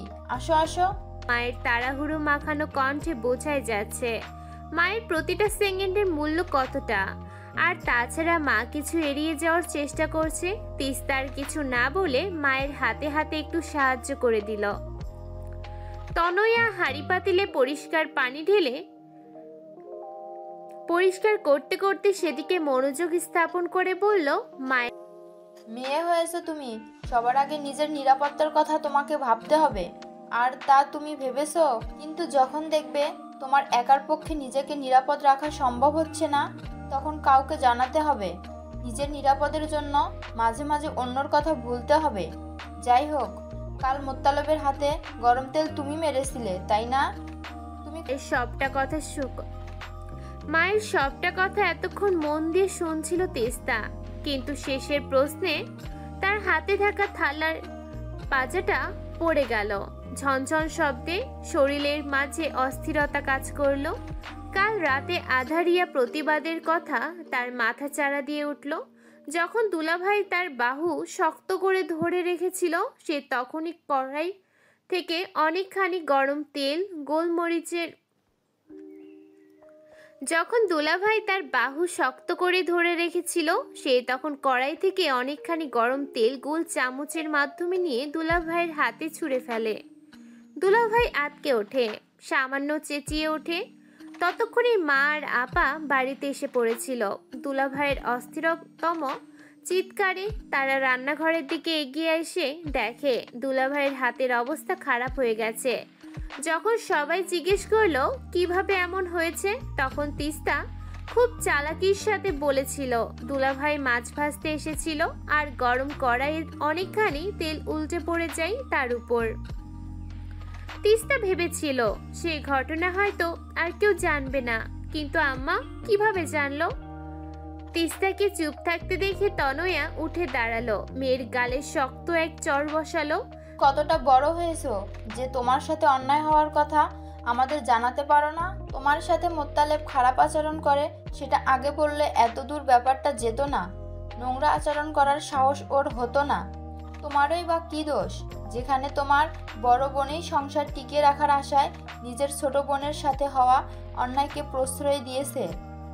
এমন মেয়েও আমি পেটে ধরেছিলাম, ছি! কর্কশ কণ্ঠে বলল। তিস্তার চড়ের ব্যথায় চোখ টলমল করে ওঠে, গালটা যেন জ্বলে যায়, কিন্তু তার চেয়ে বেশি জ্বলে যায় হৃদয়টা। আম্মা তাকে ভুল বুঝেনি তাহলে? তনয়া থালা বাসনগুলো একটা একটা করে মাটি থেকে তুলতে তুলতে বলে, থেকে ফরক পড়া বন্ধ। আমি তো ভুলেই গেছিলাম সব মানুষ এক হয় না। তোমার দৌড়ঝাঁপ কমাবে। মোতালেব কেবল একটা তো আর না, এ সমাজে অনেকগুলো আছে। যাও ঘরে গিয়ে হাত মুখ ধুয়ে স্কুলের জন্য তৈরি হও। বড় হচ্ছ, শরীর বাড়ছে, বুদ্ধিটাও বাড়াও। তিস্তা মায়ের উপর অভিমান করে ছুটে চলে যায় ঘরে। তনয়া ছোট্ট শ্বাস ফেলে। বড় মেয়েটা এত স্বার্থপর ভাবতেই তার গা শিরশির করে ওঠে। ভাগ্যিস গতকাল তার শাশুড়ি লতিকা বেগম রান্নাঘরের দৃশ্যটি দেখেছিল, না হয়তো এই মোতালেব আরো নোংরামি করত। আর তার ছোট মেয়েটার সাথে তারা জানতেও পারতো না। বড় মেয়েকে সে আড়ালে নিয়ে গিয়ে সব বলার পরে বড় মেয়ে নিজের বোনকে খারাপ বলে। তার বোন নাকি ফ্রক পরে ছেলেদের আকর্ষণ করছে। কতটা নিচু মনের হলে এইসব বলেছে, তাই তো ঠাটিয়ে দুখানা চড় দিয়ে বাড়ি থেকে চলে যেতে বলেছে।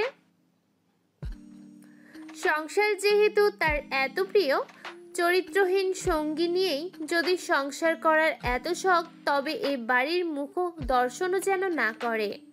তীর্যক রোদ খাড়াখাড়ি আকারে শরীরে পড়েছে, গরমে যেন শরীর জ্বলে যাচ্ছে।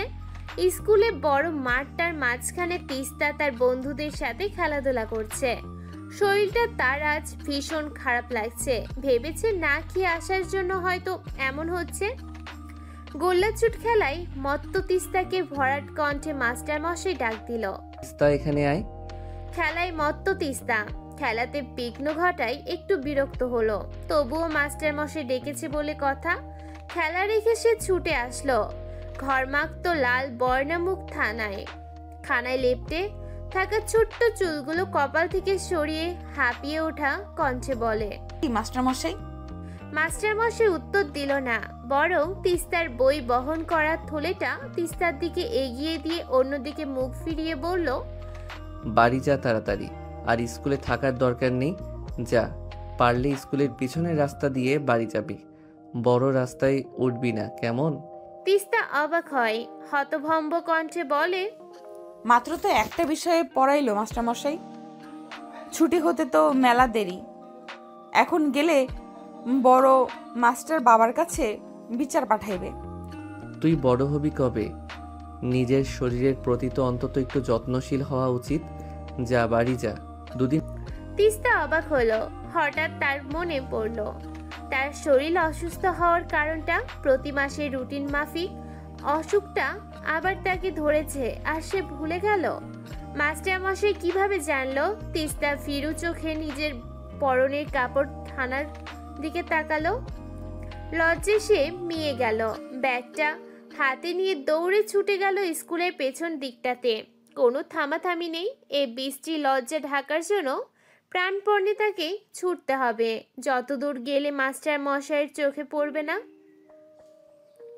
যতদূর গেলে মাস্টার মশাইয়ের চোখে চোখ পড়বে না। দীর্ঘ 2 দিন পর বাড়ি থেকে বের হয়েছে তিস্তা। দাদি তাকে এ 2 দিন বাড়ি যেতে বের হতে দেয়নি। বন বাদারে ছুটে বেড়ালে নাকি ভূত পেতনি ধরবে সে ভয়ে। গ্রামের প্রচলিত কিছু যুক্তিহীন নিয়ম সব সময় প্রচলিত থাকে। আজ জোর করে তিস্তা বের হয়েছে, স্কুলে নাকি পরীক্ষা শুরু হবে, তাই মাস্টার মশাইয়ের কাছে পড়তে যেতে হবে। তাছাড়া বাকি সহপাঠীরা জানিয়েছে কল্পনা নাকি মাস্টার মশাইয়ের সাথে অনেক ভাব জমিয়েছে, সেই ভাব তো দেখতেই হবে। পাঠশালায় নাকি বাকি সহপাঠীরা চলে এসেছে, তিস্তার আগেই পড়ানো প্রায় শুরু হয়ে গিয়েছে। তার মধ্যেই হাজির হয় তিস্তা। প্রতিদিন দেরি করে পড়তে আসাটা যেন তার বদঅভ্যাসে পরিণত হয়েছে। প্লাবন তখন কালো বোর্ডটাতে গুটি গুটি অক্ষর লিখতে ব্যস্ত। দরজায় কারোর উপস্থিতি টের পেয়ে সে দরজার পানে তাকাতেই 2 দিন পর কাঙ্ক্ষিত মুখখানা দেখতে পেল। 2 দিন যাবৎ এই মুখখানা দেখার আশায় কতবার যে সে দরজার পানে তাকিয়েছিল, আজ অবশেষে তার তাকানোটা বিফলে গেল না। তিস্তার আজ অন্যরকম রূপ। নীল রাঙা ঝলমলে 3 পিস, শরীরে জড়ানো, চুলগুলো ভিজে পিঠের সাথে ল্যাপটানো, চোখের নিচে মোটা করে কাজল দেয়া, গলায় কালো একটা তাবিজ বাঁধা, ফ্রক পরা ছোট্ট তিস্তা যেন 3 পিস পরে বেশ বড় হয়ে গিয়েছে। নিজেকে সাজিয়েছেও ভীষণ সুন্দর করে। কে বলবে মেয়েটা ছোট? তিস্তা প্লাবনের দিকে তাকিয়ে বিনীত কণ্ঠে বলল, আসবো মাস্টারমশাই। প্লাবন কিছু বলার আগেই কল্পনা খোঁচা মারা কণ্ঠে বলল, কি রে তিস্তা, এত সাজুগুজু কেন করেছিস? বিয়ে ঠিক হলো নাকি? তার এতক্ষণে কল্পনার দিকে দৃষ্টি গেল। মেয়েটা কালো রঙের মখমল কাপড়ের জামা পরে এসেছে, বেশ সুন্দর লাগছে। 10 জনের মাঝে দাঁড়ালে বেশ নজর কাড়বে তার রূপ নির্দ্বিধায়। পরক্ষণে কল্পনার বলা কথাটা মাথায় খেলে যেতেই ক্ষুব্ধ হয়ে উঠে সে। তেড়ে গিয়ে কিছু বলতে যাওয়ার আগেই প্লাবন আটকে দেয় তাকে। রামধমক দিয়ে বলে, পর কি করতে এসেছিস এখানে? এমন পড়াশোনা করার চেয়ে না করাই ভালো।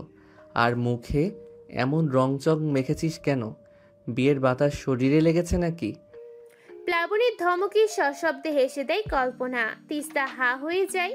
হঠাৎই তো আর শাস্তে মন চাইলো, তাই বলে মাস্টার মশাই এসব বলবে, তাও কল্পনার সামনে। ভীষণ অভিমান জাগে তিস্তার। দ্রুত সে বের হয়ে যায়। প্লাবন 2-1 বার পিছে ডাকলেও সে শোনে না। মন খারাপ হয় প্লাবনের। এইভাবে না বললেও হয়তো পারতো। মেয়েটাকে 2 দিন পর দেখলো, অথচ ভালো করে দেখতেও পেল না। ছোট্ট একটা আফসোসের শ্বাস ফেলে আবার নিজের পড়ানোতে মনোযোগ হবে প্লাবন। এমন সময় তিস্তা আবার দরজার সামনে দাঁড়ায়। লাল টকটকে ফুলো গাল আর নাকটা প্রমাণ করে দিয়েছে মেয়েটা ভীষণ কেঁদেছে। প্লাবন এবার দারুণভাবে অবাক হয়ে যায়। চোখের নিচে গাঢ় কাজলটা ধুয়ে এসেছে তিস্তা। এর কালো রংটা খুব এলোমেলো হয়ে গেছে, তবুও এটা বসে আছে চোখের কোণে। জামার সামনের অংশ কিছুটা ভিজে গিয়েছে। মেয়েটা তবে মুখ ধুয়ে এলো। এত রাগ! প্লাবন ঘরে ঢোকার অনুমতি দিতেই তিস্তা গটগট পায়ে রুমে ঢুকলো। কল্পনা খোঁচা মারা কণ্ঠে বলল। প্লাবন তিস্তার দিকে এক মুহূর্ত তাকালো। তিস্তার মুখ খোলার আগেই সেই ধমকের স্বরে বলল। কল্পনা চুপ হয়ে গেল। তিস্তা নিজের জায়গায় বসতে যাবে এমন সময় বাহির থেকে হইচই ভেসে এলো। প্লাবন ছুটে বের হয়ে আসলো। তার পিছে পিছে সব শিক্ষার্থী ছুটে আসলো। প্লাবন সদর দরজার কাছে দাঁড়াতেই দেখলো গ্রামের অনেক লোক বড় রাস্তার দিকে ছুটে যাচ্ছে। প্লাবন গ্রামের এক মুরব্বিকে ডাক দিয়ে জিজ্ঞেস করলো, চাচা কি হয়েছে? ব্যতিব্যস্ত কণ্ঠে বলল, তিস্তা নদীতে একটা মাইয়ের লাশ ভাসে উঠছে। কি সুন্দর মাইয়া নাকি? সবাই তো তাই দেখতে যাইতেছে। মেয়ের লাশ? হ মাস্টার, মাইয়ের লাশ। আমরা যখন ছোট ছিলাম তখন এমন লাশ ভাসা উঠতো। আমরা সবাই সরা বান্ধা বলতাম নদীর নাম তিস্তা, লাশ আছে ভাইসা। অনেক বছর পর সেই দিন দেখি আবার আইতেছে। তাহলে আর মাইয়ারা, ছোট বাচ্চারা নিরাপদ না? চাপা উত্তেজনায় পুরো নাম চাপা উত্তেজনায় পুরো গ্রাম স্তব্ধ। উত্তেজনা ছড়িয়ে গেছে মাস্টার মশাইয়ের সকল শিক্ষার্থীর মাঝেও। সবচেয়ে উত্তেজিত হয়েছে তিস্তা। কার লাশ ভেসে এসেছে নদীতে তা না দেখলে যেন তার শান্তি হবে না। মাস্টার মশাই সবাইকে ছুটি দিয়ে দেয়, কারণ এত উৎকণ্ঠা নিয়ে এলোমেলো ছেলেমেয়েরা আর পড়াতে মন বসবে না। সবাই যখন বের হয়ে গেল, মাস্টার মশাই তিস্তাকে ভরাট কণ্ঠে বলল, তুই কিন্তু ভুলেও নদীর পার যাবি না। তুই এখানেই থাকবি এখন। গত 2 দিন যাবৎ অনেক পড়া পড়িসনি, এখন সব পড়ে শেষ করবি। তিস্তার চকচকে উত্তেজনা আকাশ সমান হতাশায় রূপান্তরিত হলো। একরাশ নতুন কিছু দেখার উদ্দীপনা নিয়ে গেল ভরাট কণ্ঠে উচ্চারিত হওয়া শব্দগুলোর কাছে। তার ভয়ঙ্কর রকমের রাগ হলো। পড়াশোনাটা সৃষ্টি কেন হয়েছে? এমন ছোট্ট মনের ছোট্ট আশাগুলো খান খান করে দেওয়ার জন্যই বুঝি পড়াশোনার সৃষ্টি। পড়াশোনা মরে যেতে পারে না, ওর বাঁচার কোনো অধিকার নেই। এমন ডজন খানেক অভিশাপ দিয়ে তিস্তা পড়ার বেঞ্চেটার দিকে এগিয়ে গেল। তিস্তার উচ্ছ্বসিত মুখ ভঙ্গির সেকেন্ডের মাঝে বিরাট পরিবর্তে পেট ফিটে হাসি এলো প্লাবনের। এই মেয়ের যা আগ্রহ সব ব্যাপারে, এত সহজে লাশ না দেখে মিটবে না, একাই চলে যাবে সুযোগ পেলে। দীর্ঘক্ষণ নিজের মনের মাঝে আকাশ পাতাল ভেবে প্লাবন ঠিক করলো তিস্তার আগ্রহ শেষ করার উপায়। তিস্তা ব্যাগ থেকে বই বের করতে যাবে, তার আগেই প্লাবন এক রাশ গম্ভীর কণ্ঠে বলল, তুই সত্যি নদীর পাড়ে যাবি না? কিভাবে যাব? আপনি ছুটি দিয়েছেন? চল, আমি নিয়ে যাব, কিন্তু সেখানে গিয়ে কোনো কথা বলতে পারবি না। রাজি? তিস্তার নিয়ে যাওয়া উৎসাহ দ্বিগুণ আকারে ধারণ করলো। উচ্ছ্বাস ভরা কণ্ঠে বলল, সত্যি? হ্যাঁ সত্যি, এবার চল। তিস্তা দিক বেধিক ভুলে ছুটে এলো। বেশ মজার কিছু দেখবে ভেবে উত্তেজিত কণ্ঠে বলল, চলেন চলেন, ধন্যবাদ মাস্টার মশাই। প্লাবন কিছু না বলে ধীর গতিতে বের হয়ে আসলো। সে জানে তিস্তার মনের উত্তেজনা না মিটিয়ে থাকতো না, এর চেয়ে সে সাথে থেকে মনের উৎকণ্ঠা নিভিয়ে দিবে। ভিজে বালুর মাঝে সাদা রাঙা ঝলমলে জামা পরা একটি মেয়ে উপুর হয়ে পড়ে আছে। হ্যাঁ, এ মেয়েটি এখন লাশ বলে চারিদিকে গণ্য হচ্ছে। তিস্তা মাস্টার মশাইয়ের আড়ালে দাঁড়িয়ে আছে। এতক্ষণ চাপা উত্তেজনা কাজ করলেও এখন ভয় করছে। কেমন বিধ্বস্ত দেহখানা। প্লাবন তিস্তার গুটিয়ে যাওয়া দেখে ফিসফিস কণ্ঠে বলল। তিস্তা ভেজ চোখে মাস্টার মশাইয়ের দিকে তাকায়। সত্যি মাস্টার মশাইয়ের কথা শোনা উচিত ছিল তার। এই যে এখন কেমন পস্তাতে হচ্ছে কথা না শুনে। অনাকাঙ্ক্ষিত উত্তেজনা, ভয় তাকে ক্রমশ গ্রাস করে ফেলেছে। শ্বাস নিতে কষ্ট হচ্ছে তার। নদীর বাতাসে আজ যেন কেমন ধূসর গন্ধ। এটা কি লাশের গন্ধ, নাকি কোনো পচে যাওয়া মস্তিষ্কের নোংরামির গন্ধ? মেলার মতন হই হই করে লোক এলো লাশ দেখতে। এ যেন কারো মৃতদেহ না, অসাধারণ এক রোমাঞ্চকর ঘটনা। নিজের চোখের দর্শন না করলে যেন দুনিয়াটা মিথ্যে হয়ে যাবে, জন্ম বিফলে যাবে। ধাক্কাধাক্কি করে সবাই দাঁড়িয়েছে লাশ দেখার জন্য। সদর থেকে পুলিশ আসতে বেশ খানিকটা সময় লাগলো। ততক্ষণে ভিড় কমার বদলে দ্বিগুণ বেড়ে গেল। বাড়ি গিয়ে জমিয়ে নতুন গল্প করার লোভ ছাড়তে পারেনি পথিকরা। তাই তো আগ্রহ আর টান টান উত্তেজনা নিয়ে দাঁড়িয়ে আছে মেয়েটাকে দেখার জন্য। কোন গ্রামের মেয়ে, কার মেয়ে, এসব চেহারা না দেখলে কিভাবে বলবে? তিস্তার ছোট্ট মনও সে পথিকদের বাহিরে না। সেও অনেক ভয় পাওয়া সত্ত্বেও দাঁড়িয়ে আছে শেষমেশ কি হয় দেখার জন্য। পুলিশ আসতে সবাই সরে দাঁড়ায়। চাপা উত্তেজনায় থম মেরে আছে সবাই। পুলিশদের মাঝে একজন কনস্টেবল এগিয়ে গেল বড় অফিসারের আদেশে। সবার অপেক্ষার পালা শেষ করে থুপড়ে পড়ে থাকা লাশটাকে সোজা করলো। চুলে ঢেকে যাওয়া চেহারাটাকে সরাতে আটকে ওঠে সবাই। ভিড়ের মাঝে এক গগন বিদারক চিৎকার ভেসে আসে, সাথে ঝমঝম করে স্রোত বয় বিষণ্ণতার, আফসোসের। হাজারো চিৎকারের মাঝে একটা কথাই সবাই বলছে, আরে এটা তো গ্রামের পুরোহিতের মাইয়া। ততক্ষণে তিস্তা লাশটার পাশে এসে ধপ করে বসে পড়ে। হৃদয় বিদারক আর্তনাদ করে বলে, আমার ভ্রমর, ও ভ্রমরী, তুই এখানে শুয়ে আছিস কেন? ভ্রমর, ওঠ না সই, ওঠ। তুই ঘুমিয়ে আছিস কেন? ওঠ তাড়াতাড়ি। প্লাবন যেন নিজের বাক শক্তি হারিয়ে ফেলল। ভ্রমরীর লাশ দেখার জন্য চারপাশে এত রমরমা, এত উচ্ছ্বাস।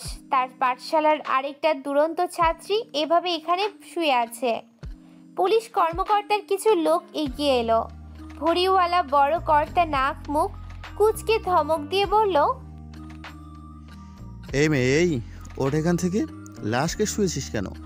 পরে তো তোর উপর দোষ পড়বে। যা ওঠ। তিস্তা যেন আরো উঠে বসলো ভ্রমরীর নিস্তব্ধ দেহখানার সাথে। দুদিন সে ঘর থেকে বের হয়নি বলে মেয়েটা নিজে গিয়ে দেখা করে এসেছে। কাল দুপুরেও তো দেখা করে এসেছিল।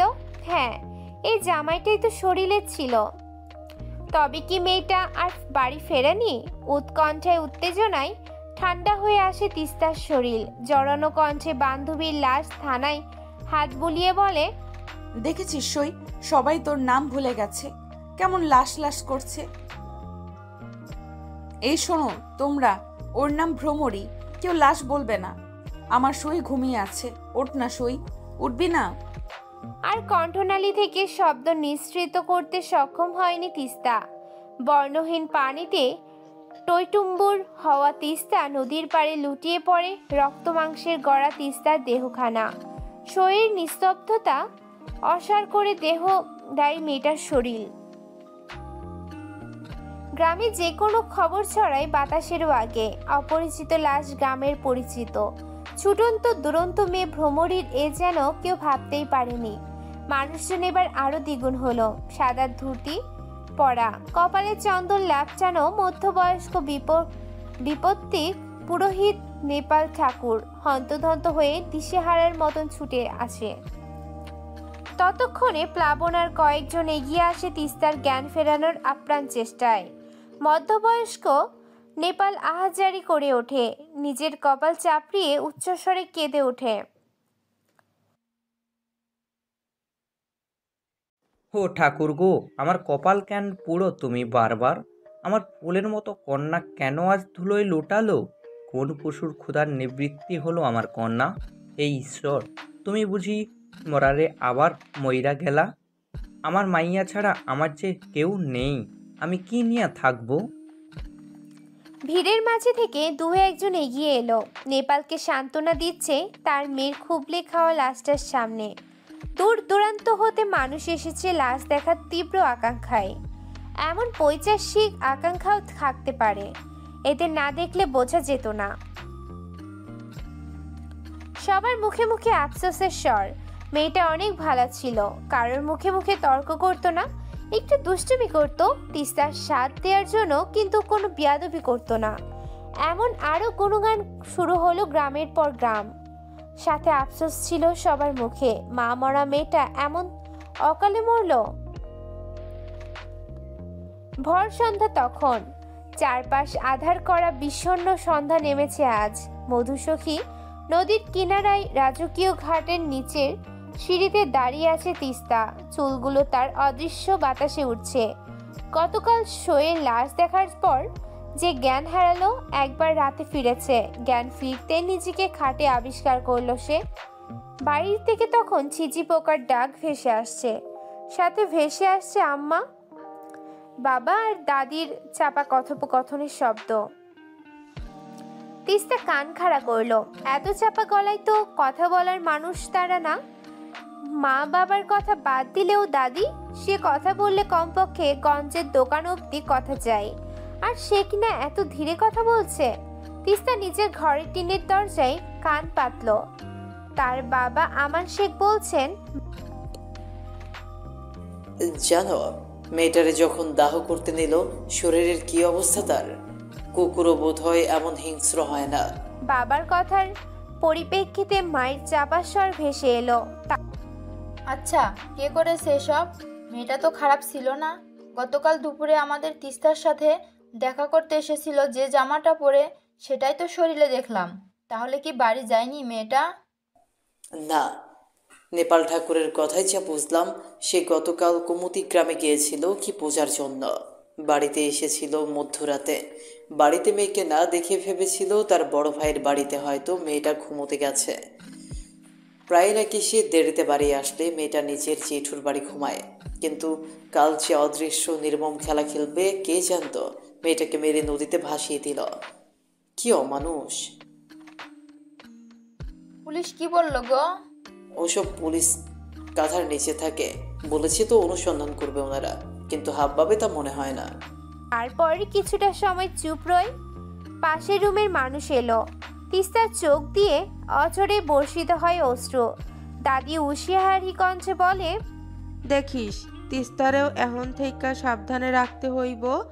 মেলা বছর পর গ্রামে বোধহয় মানুষ খেকো রাক্ষস এসেছে, ওরে একলা ছাড়িস না। দাদির কথার পরিপ্রেক্ষিতে আর কথা আসে না। বাবা মায়ের মনে ভয় হয়, রাক্ষসটা কে? সে কি মানুষ খেকো না মেঘ খেকো? বাকি রাজ্যে পুরো গ্রামবাসীরই বোধ হয় নির্ঘুম কাটে। নিষ্পাপের মৃত্যুকেই বা মানতে পারে? ভাবনার মাঝে হঠাৎ তিস্তা অনুভব করলো সে ভিজে যাচ্ছে, শরীর বেয়ে পানি পড়ছে। চোখ মিলে দেখে আকাশে বিদ্যুৎ চমকাচ্ছে, ঝপঝপ করে বৃষ্টি নেমে ভিজিয়ে দিচ্ছে চারপাশ। কিন্তু হঠাৎ তিস্তার চোখের সামনের দৃশ্যটা দেখে তিস্তার চোখ বড় হয়ে যায় বিস্ময়ে। এতদিন পর পানি শুষে নেওয়া মধ্যসখী পানি চুষছে না, বৃষ্টির পানি জমছে নদীখানায়, সাথে সজীব হয়ে উঠেছে বোধ হয়। মধুসখী এ কোন ভয়াবহ ইঙ্গিত! সেই বিকেল হতে নিশ্চুপ তিস্তাকে খুঁজতে খুঁজতে সন্ধ্যা পেরিয়েছে। মাস্টার মশাইয়ের বাড়িতে গিয়ে যখন খোঁজ করলো তিস্তা এসেছে কিনা, তখন হতেই সবার ভিতর ভয় জেগে উঠল। মাস্টার মশাইয়ের বাড়িতে আসেনি মেয়েটা, গেল কোথায়? এই পাড়া বোপাড়া খোঁজ চলল সারা বিকেল। মাস্টার মশাই ও খোঁজ শুরু করলো। অবশেষে হঠাৎ বর্ষণে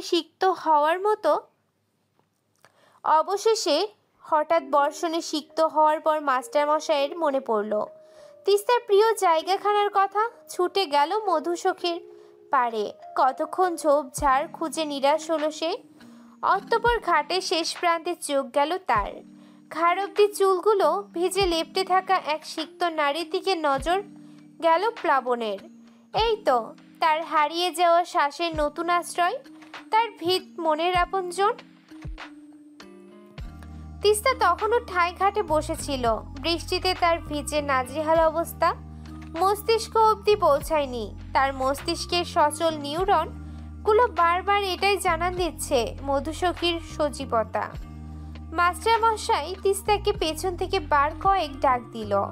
ঝড়ের দাপটে হয়তো ডাকগুলো তিস্তার কান অব্দি আসে না। হঠাৎ নিজের হাতে টান পড়াই ধ্যান ভাঙল তার। কিছুটা বোধগম্য হওয়ার আগেই চড় পড়ল গালে, ছিটকে গেল সে কিছুটা। বিস্মিত দৃষ্টিতে সামনে তাকাতেই দেখে মাস্টার মশাইয়ের বিক্ষিপ্ত মুখখানা, চোখ জোড়া ভীষণ ক্ষুব্ধ। শরীরের সাথে মাস্টার মশাইয়ের পাঞ্জাবিটা এটে সেটে আছে। কয়েক সেকেন্ড মাস্টার মশাইকে বেশ পর্যবেক্ষণ করা হয়ে গেল তার। হঠাৎ কানে ভেসে এলো অগ্নিবর্ষণ করার মতন কথা। মাস্টার মশাই চেঁচিয়ে বলছেন, কিরে ভয় পাচ্ছিস? এই জন্যই বলেছি আসার দরকার নেই, শুনলি না তখন আমার কথা? এত রাতে এখানে বসে আছিস, ভয় ডর আছে তোর? কাল এত বড় একটা ঘটনায় যেখানে পুরো গ্রাম ভীত, সেখানে তুই এত রাতে এই নদীর পাড়ে বসে আছিস। মাথা কি কাজ করা বন্ধ করে দিয়েছে তোর? মানলাম ভ্রমরীকে তুই ভালোবাসতিস, তাই বলে পারিপার্শ্বিক অবস্থার কথা ভুলে যাবি? তিস্তা ততক্ষণে ধ্যান ভাঙল,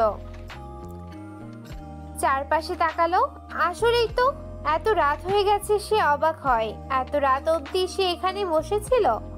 তিস্তার জবাব না পেয়ে মাস্টার মশাই আরেকটু রেগে যায়, হাত ধরে টান দেয় উপরে যাওয়ার জন্য।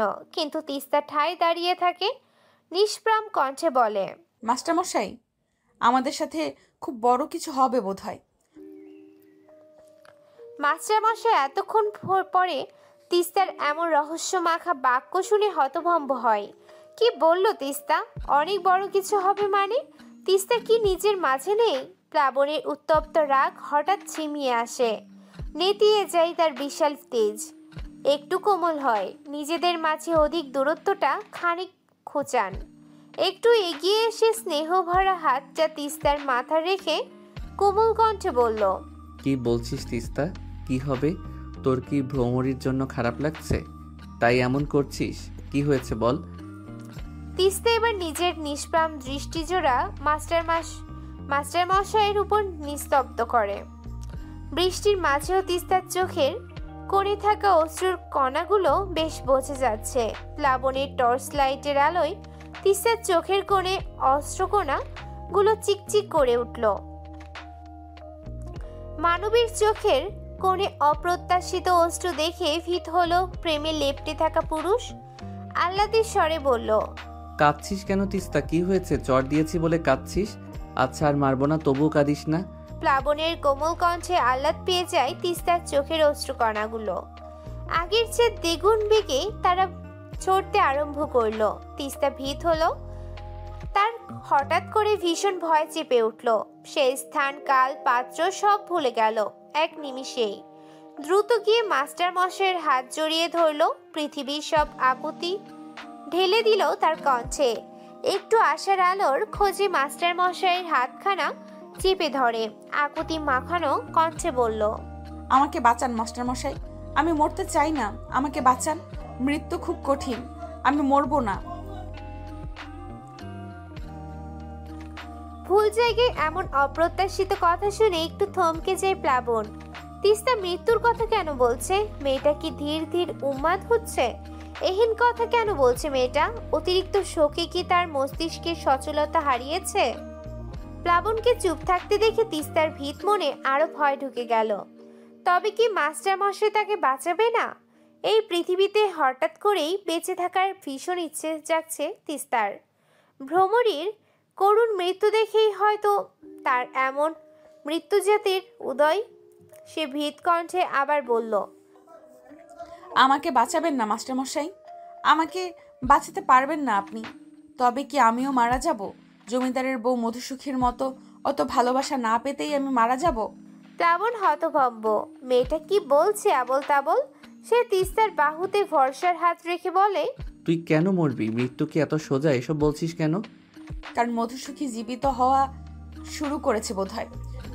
বৃষ্টির দাপটে কথাটা খানিক অস্পষ্ট হয়ে কানে যেতেই ভরকে যায় প্লাবন। বিস্মিত কণ্ঠে বলে, কি?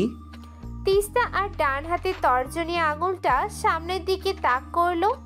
অদ্ভুত কণ্ঠে বলল, মধুসুখী আজ বৃষ্টির জল শুষে নিচ্ছে না, তার মানে সে জীবিত হতে চাচ্ছে। তার মানে আমাকে মরতে হবে মাস্টার মশাই। আমি জন্ম নিয়েছি আর মধুসুখী মৃত ঘোষিত হয়। এই মধুসুখী জীবিত হচ্ছে, তবে কি আমার মৃত্যু ঘনিয়ে এলো? প্লাবন তিস্তার কথার ভিত্তিতে সামনে তাকায়।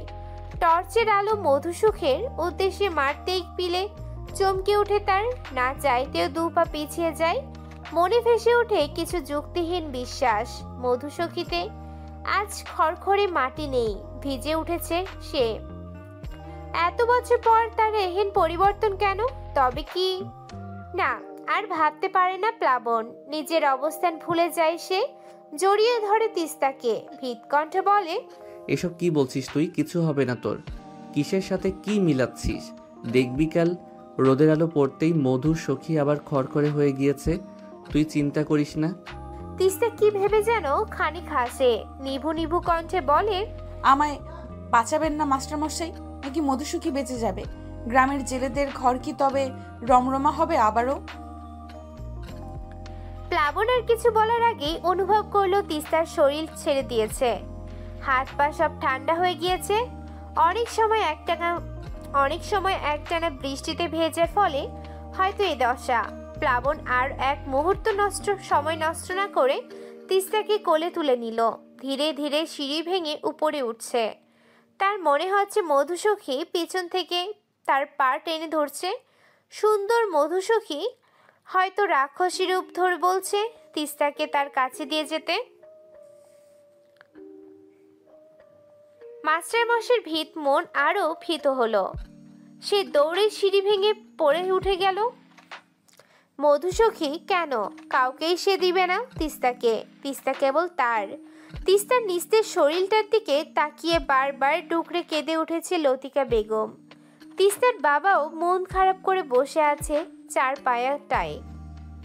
তিস্তার মা কেবল মেয়ের মাথার কিনারায় বসে জলপট্টি দিয়ে যাচ্ছে। প্লাবন দরজার কোনায় দাঁড়িয়ে আছে। এত রাতে গ্রামে ডাক্তার পাওয়াটা অসম্ভব হলেও এত রাতে তিস্তা ডাক্তারের চিকিৎসা পায়। এত রাতে গ্রামে ডাক্তার পাওয়াটা অসম্ভব হলেও এত রাতেও তিস্তা ডাক্তারের চিকিৎসা পাচ্ছে। তাও গ্রামের ডাক্তার না, শহরের ডাক্তার।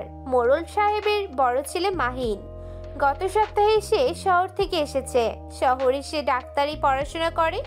গ্রামের লোকে বলে মোড়লের পুরো উল্টো তার ছেলে, যেমন ভদ্র তেমন নম্র, অনেক মিশুকো। সে ডাক্তারি পড়াশোনা করছে বর্তমানে। তিস্তার এমন অবস্থা দেখে দিক বেদিক ভুলে তিস্তার বাবা শেষমেশ মাহিনের কাছে যায়। এত ঝড় বৃষ্টিতে মোড়ল ছেলেকে আসতে দিতে না চাইলেও মাহিন বাবার কথা অমান্য করে ছুটে আসে। নিজের কাছ থেকে কিছু ওষুধপত্র তনয়ার দিকে এগিয়ে দিল মাহিন। বেশ নম্র কণ্ঠে বলল, চাচি, এই ওষুধগুলো ওরে খাইয়ে দিবেন, রাতের মাঝে জ্বর নেমে যাবে আশা রাখি। তনয়া বেগম দ্রুত ওষুধগুলো নিয়ে মাথা নাড়িয়ে কৃতজ্ঞতার স্বরে বললেন, আপনি বড় উপকার করলেন। মাহিন ছোট্ট হাসি দিয়ে বলল, আমি আপনার ছোট, আপনি অন্তত আমাকে আপনি বলে লজ্জা দিবেন না। আপনার ছেলের মতোই আমি। আজ তাহলে আসে। তার বাবা আমান শেখ উঠে দাঁড়ালো। ইতস্তত ভরা কণ্ঠে বলল, আপনার পারিশ্রমিকটা কত যদি বলতেন। মাহিন উঠে দাঁড়ালো। বিনয়ী কণ্ঠে বলল, লজ্জা দিবেন না এইসব বলে। আমরা একই গ্রামে, আমাদের আবার কিসের পারিশ্রমিক? আপনাদের জন্যই ডাক্তারি পড়ছে, আপনাদের কাজে আসার জন্যই তো এত সব। রাতে কোনো সমস্যা হলে নির্দ্বিধায় আমাকে জানাবেন। আজ আসি তাহলে। অতঃপর মাস্টার মশাইয়ের দিকে তাকিয়ে বলল, আপনি তো গ্রামের সবার পছন্দের মাস্টার মশাই প্লাবন, তাই না? আপনার অনেক প্রশংসা শুনি, আজ দেখেও নিলাম। একদিন দেখা করব আপনার সাথে। ভালো থাকবেন। মাস্টার মশাইও বিনয়ের সাথে মাথা নাড়ালো, যার অর্থ আচ্ছা। মাহিন নিজের ব্যাগটা নিয়ে বের হয়ে গেল। তার কাছে তার পিছে পিছে এগিয়ে দেওয়ার জন্য আমান শেখও গেল। মাহিন বের হতেই লতিকা বেগম মুক্ত কণ্ঠে বললেন, এতদিন শুইনা আইছি এ পোলা নাকি অনেক ভালা।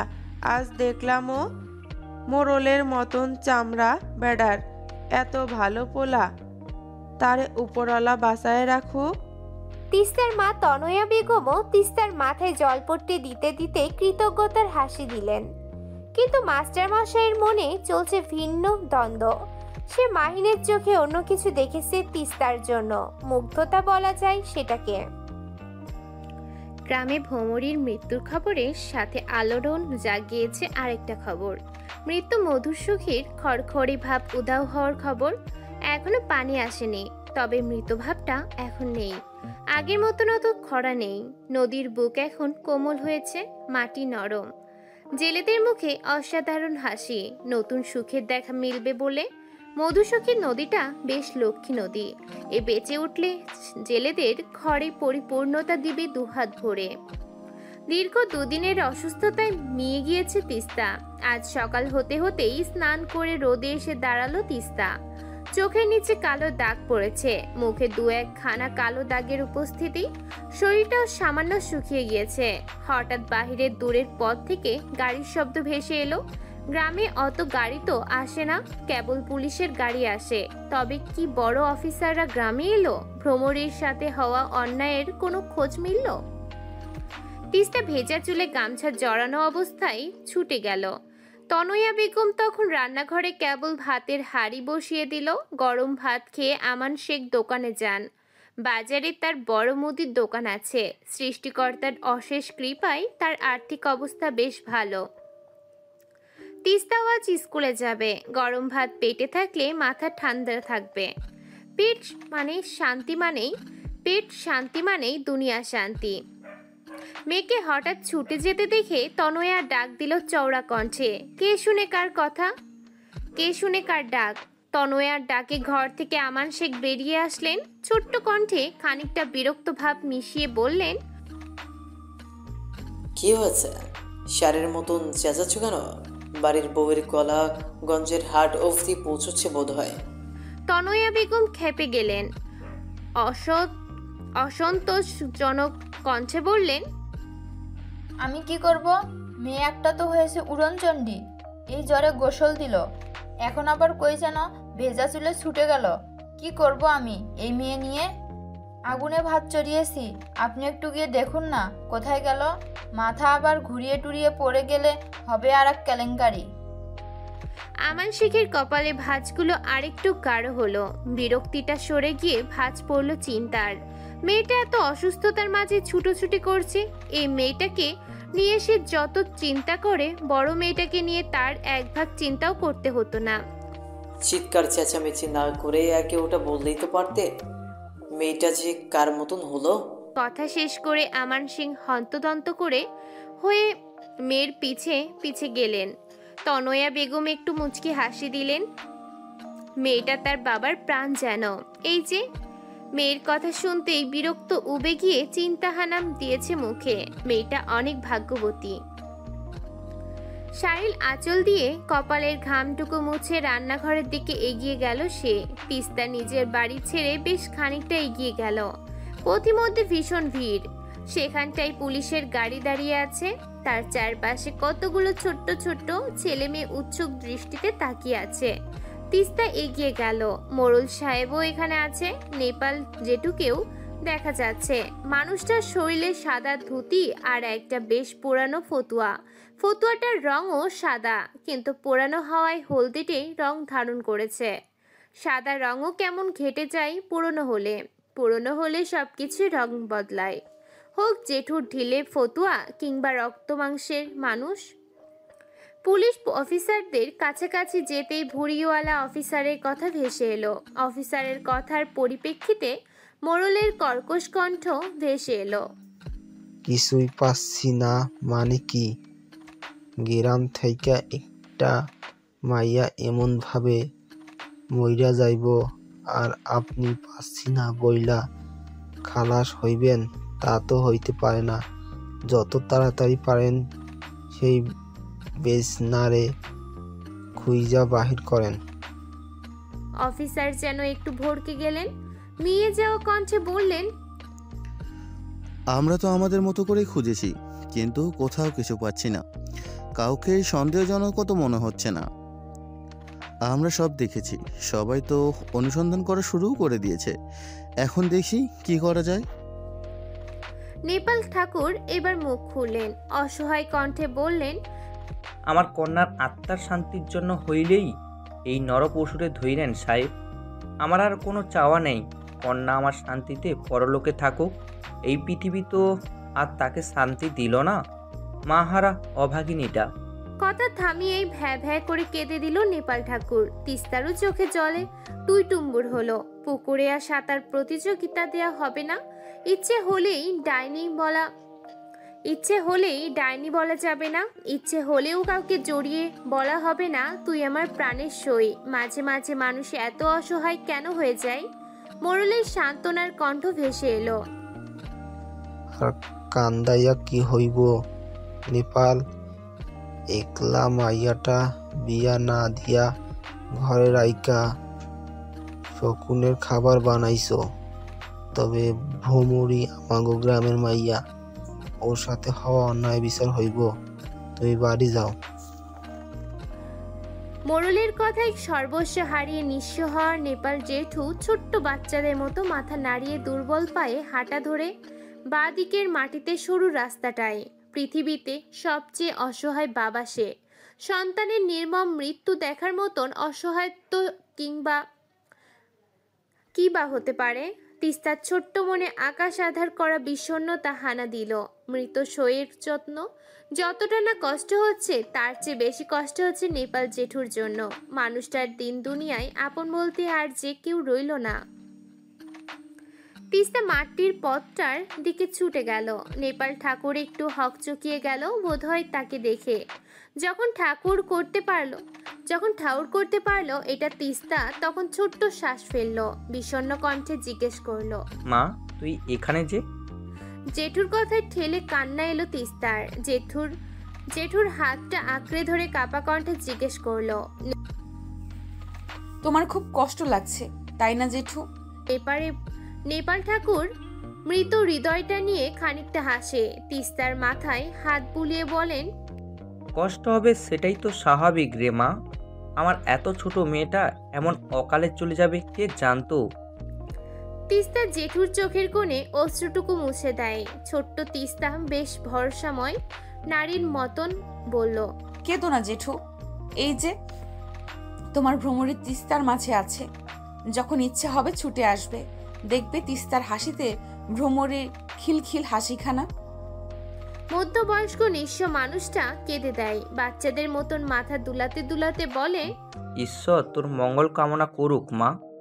ভ্রমরের মতো আর কোনো ফুল যেন ছড়ে না যায়। আমি আসছি মা। তিস্তার কিছু বলার আগেই পুরোহিত জেঠু ছুটে চলে গেল। নিজের দুর্বলতা না দেখানোর অদম্য ইচ্ছেই লোক চক্ষুর আড়াল হলো বোধ হয়। তিস্তা নিজের অশ্রুটুকু মুছে নিল, ছোট্ট শ্বাস ফেলল। হঠাৎ পেছন থেকে ভরাট পুরুষালী কণ্ঠে চমকে উঠল। পিছনে তাকিয়ে দেখে মোড়লের ডাক্তার ছেলে মাহিন। মাহিন হাসি মুখে এগিয়ে এলো, মিষ্টি হেসে জিজ্ঞেস করলো, তুমি তো তিস্তা তাই না? শরীর কেমন এখন? তিস্তা মুখ কুঁচকে ডানে বামে মাথা নাড়িয়ে বলল, ভালো। শুধু ভালো না, অনেক ভালো। মাহিনের এমন কথায় সন্দিহান দৃষ্টিতে তাকায় তিস্তা, বিরক্ত কণ্ঠে বলল, আমার জ্বর কমিয়েছেন বলে কি এত প্রশ্ন করা লাগবে? আমার উত্তর দিব না, জান। মাহিন তিস্তার কথায় আরেকটু হেসে দেয়, হাসি মাখা কণ্ঠে বলে, না, আমি তো এমনি জিজ্ঞেস করেছি। তা এখানে কেন? মন চেয়েছে তাই আসছি। আপনার সমস্যা? মাহিন তিস্তার উত্তর শুনে হা হয়ে গেল। এত তেজ মেয়েটার। তিস্তা বাড়ির পথে হাঁটা ধরে। পথের মাঝে তার বাবার সাথে দেখে হয়। আমান শেখ নিজের মেয়েকে দেখতেই এগিয়ে গেলেন, ব্যতিব্যস্ত কণ্ঠে বললেন, কে রে মা, কোথায় গিয়েছিলে? তোর না শরীর অসুস্থ, চল বাড়ি চল। তিস্তা বাবার হাত ধরে বাড়ির উদ্দেশ্যে রওনা হলো। বাবারা বুঝি এত ভালো হয়? সব বাবাদের সন্তান যেন বেঁচে থাকে, কারণ বাবাদের প্রাণ যে তাদের সন্তানের মাঝে।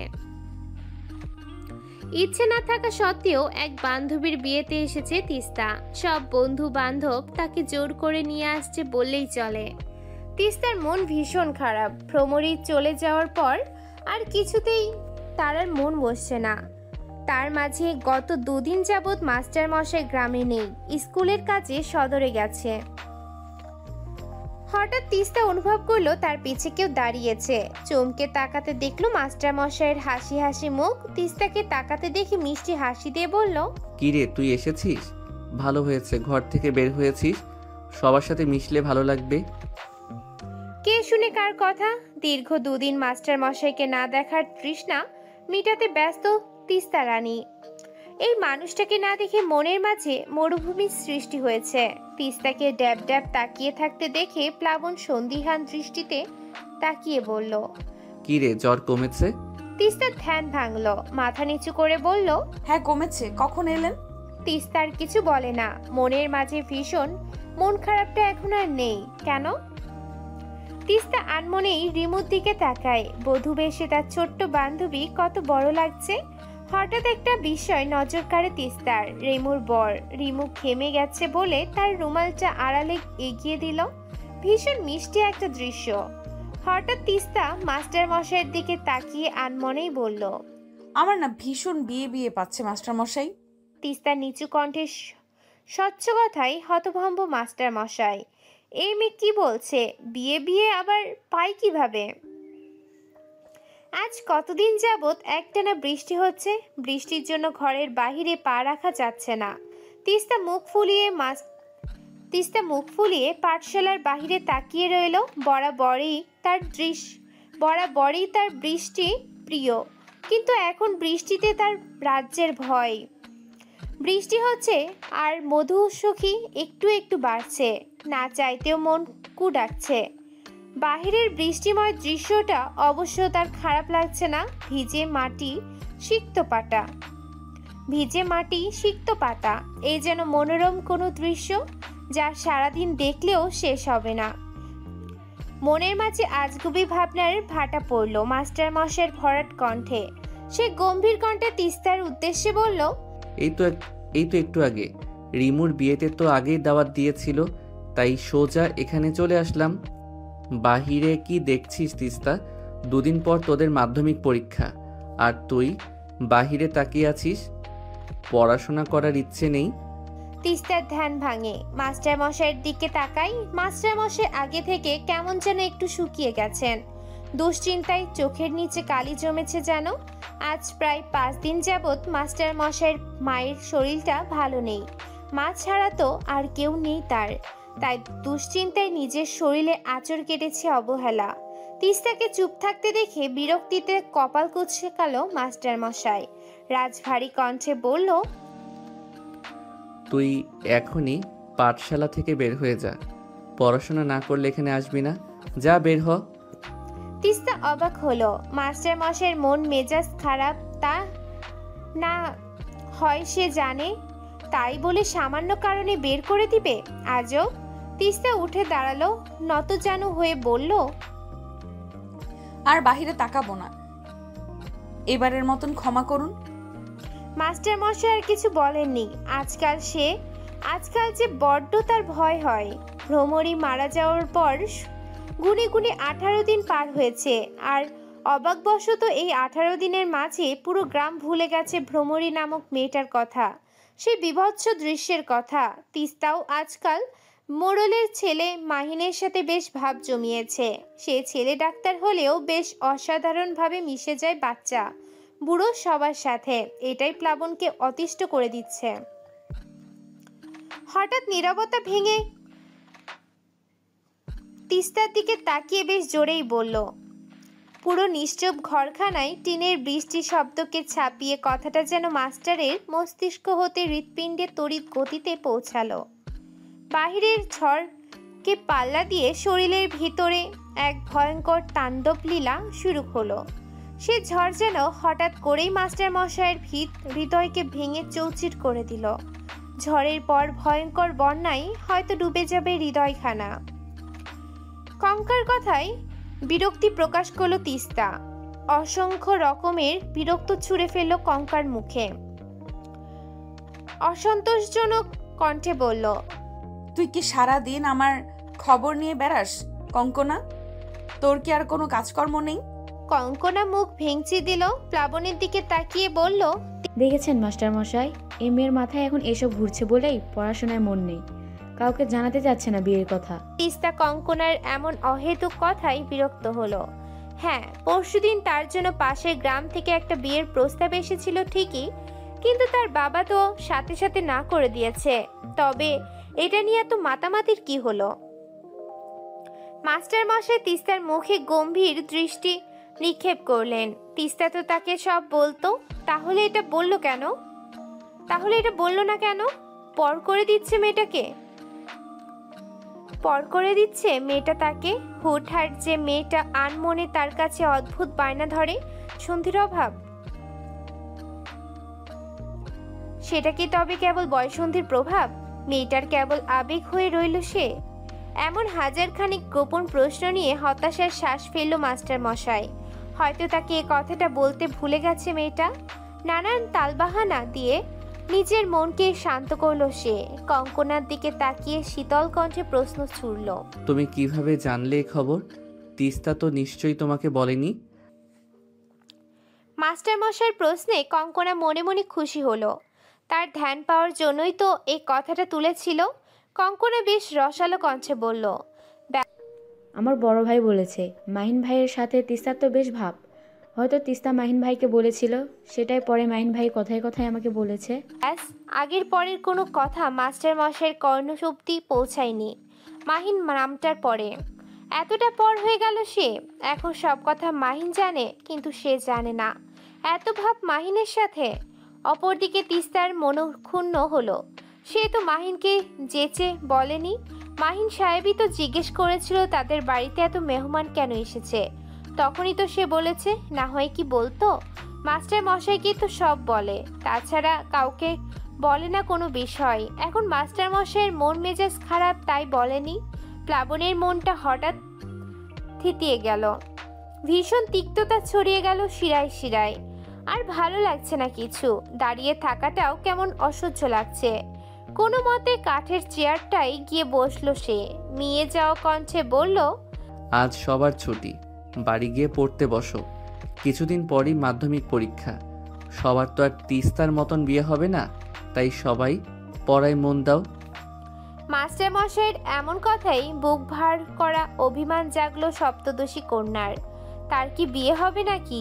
এই বয়সে মেয়েদের একটু আধটু তো বিয়ের সম্বন্ধ আসেই। পুরো ঘটনা না জেনেই মাস্টার মশাই সব সময় এমন করে। ছুটির কথা শুনতেই সকল ছাত্রছাত্রী ছুট লাগালো। তিস্তার সবার শেষে ধীরে ধীরে ঘরের বাহিরে যেতে নিলেই মাস্টার মশাইয়ের খোঁচা মারা কণ্ঠ ভেসে এলো, তা কবে বিয়ে? দাওয়াত দিবি না? তিস্তা একটু থমকালো। মাস্টার মশাই না জেনে এমন করে কেন? মনের মাঝে একটা শক্তপোক্ত রাগ হলো। মুখটা শক্ত করে বলল, দাওয়াত দিব না কেন?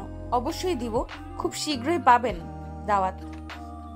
কথা শেষ হওয়ার সেকেন্ডের মাথায় বিশাল এক চড় পড়ল ডান গালে। মাথাটা ঝিমিয়ে এলো, শরীরের প্রতি শিরা কেঁপে উঠল। মাস্টার মশাইয়ের হুঙ্কার ভেসে এলো, এই বয়সে এত বিয়ে করার শখ তোর? কত বয়স তোর? হ্যাঁ, কত বয়স? সারাদিন এই পাড়া ওই পাড়া, এ ছেলে ওই ছেলের সাথে উড়নচণ্ডীপনা করেও শখ মিটে না, আবার বিয়ে করবি? কিসের বিয়ে করবি এই বয়সে? তিস্তা খানিকটা কেঁপে উঠল, অভিমান জমলো ছোট্ট মনের কোণে। আহত স্বরে বলল, কি বলছেন এসব মাস্টার মশাই? কি বলছিস তুই বুঝিস না? আর এই মেয়ে, তোর মাহিনের সাথে এত কি? ওর সাথে এত কিসের ঘুরঘুর? তোর হাত পা ভেঙে ঘরে বসিয়ে রাখবো। এখন সব কথা মাহিনকে বলা হয়, তাই এত আপনও? তিস্তার অশ্রুবাদ মানল না। তিস্তা মুখ ঘুরিয়ে বলল, আপনি অনেক খারাপ মাস্টার মশাই, অনেক খারাপ। আমি আর আপনার মুখ দর্শনও করতে চাই না, কখনো না। প্লাবনের জ্বলন্ত অগ্নিশিখার ন্যায় রাগটা হঠাৎই শীতল বরফে পরিণত হলো। তার মুখ দর্শন করতে চায় না মেয়েটা, সে এত খারাপ। মাস্টার মশাই দু পা পিছিয়ে গেল, কাঠের চেয়ারটাই বসেই পড়ল বিনা শব্দে। তিস্তা ছুটে দরজা অবধি চলে গেল, কিন্তু বের হলো না। কিছুক্ষণ দাঁড়ালো, নিজেকে ধাতস্থ করলো। মাস্টার মশাইয়ের দিকে না তাকিয়েই বলল, আমার কোনো বিয়ে ঠিক হয়নি, কেবল প্রস্তাব নিয়ে এসেছিল। ডাক্তারকে আমি এটা বলিনি। সে আমায় জিজ্ঞেস করেছিল এত মেহমান কেন এসেছে, তাই আমি বলেছিলাম আপনার কতদিন ধরে মন খারাপ চাচির অসুস্থতার জন্য, তাই আপনারেও বলিনি। আপনি সব সময় কঙ্কনার কথা শোনেন, আর কখনো আসবো না আমি, কখনো না। প্লাবন কেবল চুপ করে বসে রইল, কেমন যেন অতিষ্ঠ হয়ে উঠল নিজের উপর। সে সত্যিই খারাপ। স্কুল প্রাঙ্গণে তিস্তা প্রায় ঘন্টাখানেক হলো এসেছে, কিন্তু আজ মাস্টার মশাইয়ের দেখা পায়নি। হয়তো স্কুলে আসেননি। কাল বাড়ি আসার পর আর মাস্টার মশাইয়ের সাথে দেখা হয়নি। সে আর বাহিরে বের হয়নি। কাল সারাদিন বৃষ্টি থাকলেও আজ আকাশ পরিষ্কার, রোদ উত্তপ্ত। মন মরা হয় সবটা ক্লাস করলো তিস্তা। মাস্টার মশাইকে কাল কতগুলো খারাপ কথা বলেছে সে, এই জন্য মাস্টার মশাই তাকে আর পড়াবে তো, নাকি সত্যি আর তার মুখ দর্শন করবে না। এমন 6-9 ভেবে পুরো সকালটা পার করলো সে। কারোর সাথে কোনো কথা বলেনি। ছুটি দিতেই সোজা বাড়ি চলে গেল। দ্রুত স্নান করে তৈরি হলো পড়তে যাবে বলে। আজ একটু সেজেছেও। মাস্টার মশাইয়ের পা ধরে ক্ষমা চাইবে দরকার হয়, তবুও সে মাস্টার মশাইয়ের কাছেই পড়বে। নিজের উড়ন্ত মনে দ্রুত তৈরি হয়ে উঠোনে ব্যাগ নিয়ে আসতেই তনয়া বেগমের কণ্ঠ ভেসে এলো। সে বিস্ময় মাখানো কণ্ঠে জিজ্ঞেস করলো, কোথায় যাচ্ছ তিস্তা? তিস্তা খানিক বিরক্ত হলো। প্রতিদিন এ সময় কোথায় যায় সে মা জানে না, তবুও জিজ্ঞেস কেন করছে। বিরক্ত হয়ে সে বলল, পড়তে যাচ্ছি। তনয়া বেগম রান্নাঘর থেকে বেরিয়ে এলো, অবাক কণ্ঠে বলল, কার কাছে পড়তে যাচ্ছ? তোমার মাস্টার তো বাড়িতে নেই। মায়ের কথা কর্ণকুহুরে পৌঁছাতেই তিস্তার কপাল কুঁচকে গেল। অবাক কণ্ঠে বলল, বাড়িতে নেই মানে? কোথায় গেছে?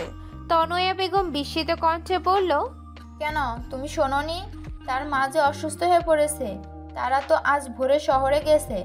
বড় ডাক্তার না দেখালে তার মা মারা যাবে। অনেক চিকিৎসার প্রয়োজন। আর হয়তো গ্রামে আসবে না। চিকিৎসার জন্য তারা প্রবাসে যাবে মনে হয়। তিস্তা একটু থমকালো। মাস্টার